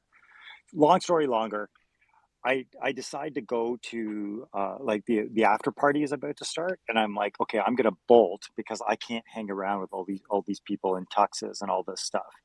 And so I'm gonna go, and I'm gonna go early. And so I go early, and I walk and I see pictures being taken, and I go to the side and I see Warren Buffett standing there with Paul Anka, and I'm like, this is kind of weird. And so I walk over and they're talking to some lady, and now here's the deal. I don't know anything about financials, and I don't know anything about everything you guys are talking about. But I do know people that have spent a shitload of money to meet this guy in the past, and I have actually met Paul Anka before too. So I'm thinking to myself at this point, I can either do what everybody wants to do, which is ask this guy a financial question. I know that much from pop culture, or I could try to get something more valuable from the situation. So I go up to the bar. I'm beside him. I know he doesn't drink. He drinks Coke or Diet Coke or something from like what I, and we're talking. We have a 1 minute conversation. I take a selfie with him, and he takes off and I take off. And I wasn't seen the rest of the night, and he wasn't seen the rest of the night either. That's my story. Moments. I remember I'm graduating from U of T. They call your name, so you walk up and they say Michael Jagdeo. And remember that? You know how people are dressed when you graduate? They're like basically popes at that point, right? University popes. The chancellor, the president, and the HP guy was there. The president of HP Canada. And the guy goes, the chancellor goes, Jagdeo, did I hear that right? I'm like, yeah. He's like, are you Guyanese? I'm like, yeah. He's like, oh, wow, I supervised the election in Guyana. I was born in Canada. What the fuck do I know about Guyana, right? But anyways, I was like, well, on behalf of all of Guyana, thank you very much. And now I'm holding court with all of these three guys holding up the graduation. And then the guy asks, are you Bharat Jagdeo's son? I'm like, yeah, I'm not. And so, because I didn't know what to say. And the next day, I gave, at that point, I reached into my pocket and gave the president of HP my business card. And he offered me a job the next day. It's weird what happens when you get put in That's these awesome. positions. I called it losing my university degree because convocation is in the spring and Guyanese independence is in the summer. And so the Bharat Jagdeo came down to fucking Toronto. And I'm like, fuck, he's going to find out. Who's this illegitimate son you have graduating from university, husband? It's my stepson. And craziness. Yeah, it's people think that there is a mythology around people with money.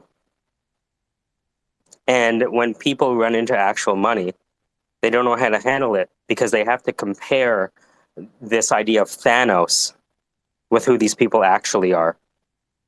And who they actually are much more interesting than any one Marvel superhero. Comparison to me, guys, is the greatest killer of joy. I like that one. Nice one. And on that note, I got to bounce. Take care, everybody. Be well. Good chatting. Have fun. Have a good day. Have a good day, guys. I just took the mic because you gave it to me, and I see Donnie wasn't here. Wonder Woman is gone. Casey, Lagatha, just want to say hi to everybody. Good morning. Good morning. Yeah, do I sound like another I just woke day. up? Woo. Good morning. Good morning. What's up, buddy? Yeah, buddy. Hey. Hi, Donnie. Hi, Casey. Hi, Woohoo. Kit. Hi, Hi, Michael, and the rest of y'all. Yeah, that was kind of rude of me. I didn't include the other regular groups. I just did like the heroes. AM, you definitely are in the group. Casey, you're not a hero anymore. So what is wrong with me? And Fuck that guy. Michael, so you want to. Even Web3 Spider and Arno, yes, I see you right there. Welcome. And I am just going to go back to quiet. Oh, Michael. I love the topic of the theory of what money is, because another idealism that I have is most people, from a outside outliers grasp, is that money is something that they want to obtain, but no matter what their hunger is, they might finally reach that viewpoint where they do have that amount, but they realize there's so much more that goes into it. New tax bracket, more liabilities that they have to work on, to where that amount of money is not really money, and they have to put on a front to project themselves like what they've seen previously, but in reality they're just as worried as they were previously. And that's the nuance going on, is most people that are in wealth are always scared because they have money and it can be easily taken away at a moment's notice, and they have to grind. I love that. There's no fear like the fear of losing something you've come to love. When you don't love something, you have no fear. But as soon as you love it, fear. It's Kid is so deeply right that we think that a lot of people don't have as much as money as they want to, that they think that somebody who has money has solved for emotional problems. Yep. Because we blame so many of our day-to-day problems on not having enough money. And if only I had the money to solve all these problems, I'd be so happy. But guess what, motherfucker? It's a whole Look, new you world make of that $1 million, problems. now you're an alimony target, not a husband or a wife. Dude, you know how many rich people I know with 3 alimonies? Talk to them about happiness. I feel 3 perfectly attacked. alimonies? Dude, I saw it when I was like 20 years old, where I met a guy who's making $450,000-$500,000. I'm like, yo, if I could only become this guy. This guy was not happy. Mm-hmm. And I was like, oh fuck, I could get everything that U of T taught me and be miserable. Because U of T Dude, taught me I should be this guy. I used to do mortgages for this guy. His last name was Weinstein. I'll leave it at that. He's 6'6", 300 pounds, wearing a yarmulke. And what he'd do is he'd take his $1.5 million mortgage, refinance it, find it on the open market, and hedge it. And he would repeatedly invest in his own mortgage and gain the interest yield from his own debt. And the only way he would do business with me is if I went to his house and personally executed the paperwork every time. And we turned his loan a dozen times. I'd go over there, and his house was like, the living room was 3 stories high, open vault. And this is before flat screens. And he had 6 different jumbo TVs planted in recesses he had built in the walls, so that no matter where he was facing, he could watch the news, watch the markets, have TV going. And they were like more than a story high, angled just so. It was nuts. You And know what? Ali reminded me that we once went to this event, and it was like 300 Jewish investors, and the guy with the most money arguably looked homeless.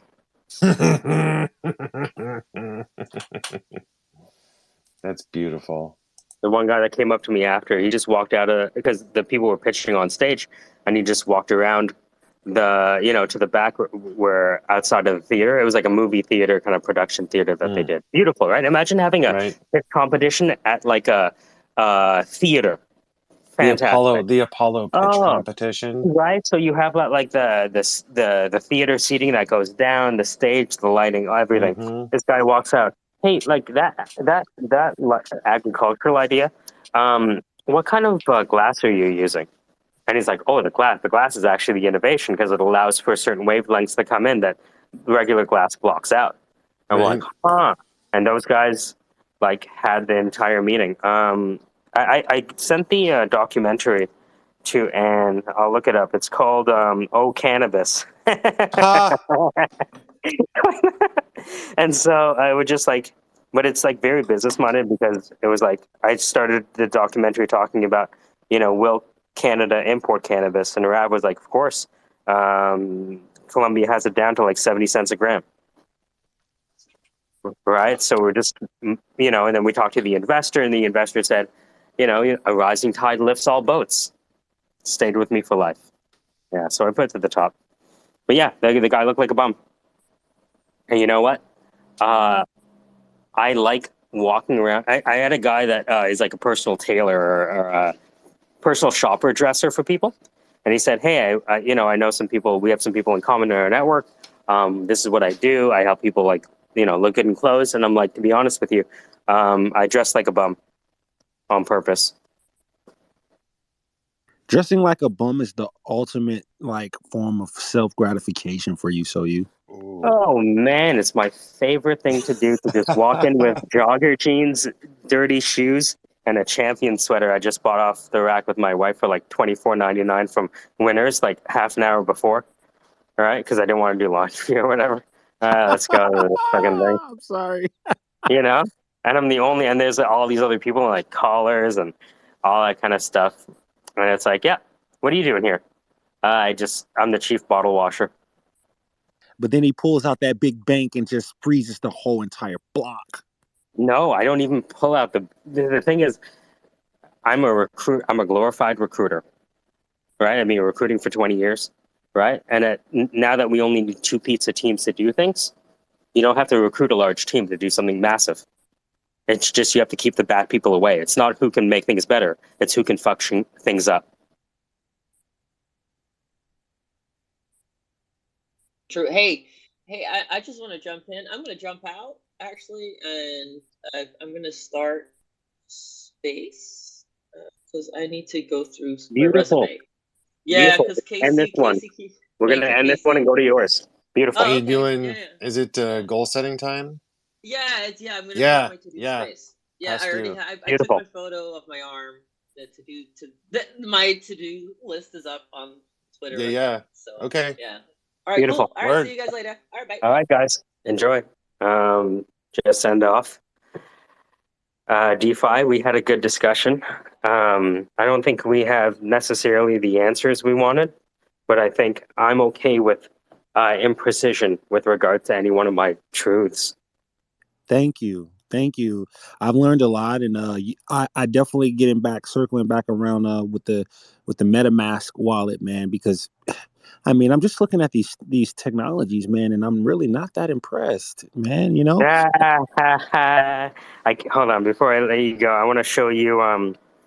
This is an interview I had with the Thanos of crypto, a guy who is with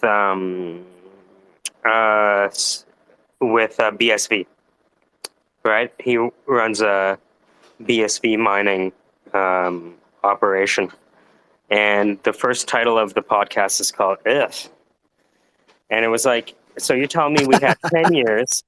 You're telling me we had 10 years with this shit, and we're supposed to be so good with technology, and this is what the interface looks like? Why is that the case? And he's like, it's the case because we have moved away from the Bitcoin white paper. I'm like, what do you mean? He says, we're not using the consensus mechanism the way it was designed.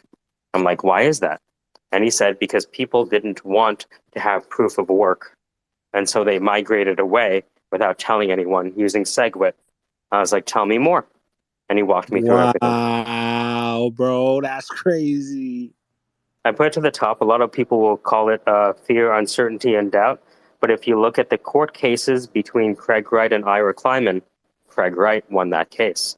If you look at the case between him and the guy who started the What Bitcoin Did podcast, Craig Wright won that case. And now they're having a case between Craig Wright and Digital Currency Group. Oh, thank you for sharing, man. I'm gonna look a little deeper into this when I get out of this Yeah, space. this is all fear, uncertainty, and doubt. But let it balance the fear of missing out. Sheesh. Well, that's great information, and it's always a privilege to talk to you guys. Web3 Laggard, Orain, Melwell. Never seen you guys before, but it's a pleasure to be here with you guys. Speaker, you're beautiful. Your picture is awesome. And Donnie, I like your picture as well. So I hope I didn't bore you too much today, but now I have to Oh, go and man. be a dad. No, this is this is one of the most interesting conversations that I've had in a long time, because it just helps me kind of vocalize where my minimum viable philosophy is. Yeah, So I appreciate yeah. it. Yeah, I think the most beautiful part about this particular spaces is that everyone has some level of authentic contribution in terms of their ability to decipher whether it's Web3 string text, whether it's technology, cryptocurrency, whether it's history, religion. And I think that's what's going to get us over the hump, and that's what's going to help us contribute to finding out the answers, because guys, I don't have the answers, but I'm The just, answers are changing. It's okay. Principles and fundamentals never change. but I'll search for it all my life, I swear. And as long as you know it's a lifelong search, you won't get mad at yourself for not having the answer now. Good deal, guys. Peace. I gotta get out of here, guys. All love. Love. Take care, DeFi. Have a good one. Thank you, Yes, guys. Donnie, Mr. God Peach. bless y'all pray for me, dog. I'm on the front lines. Let's go. All love. We got you. Whatever you need. Mr. Peach.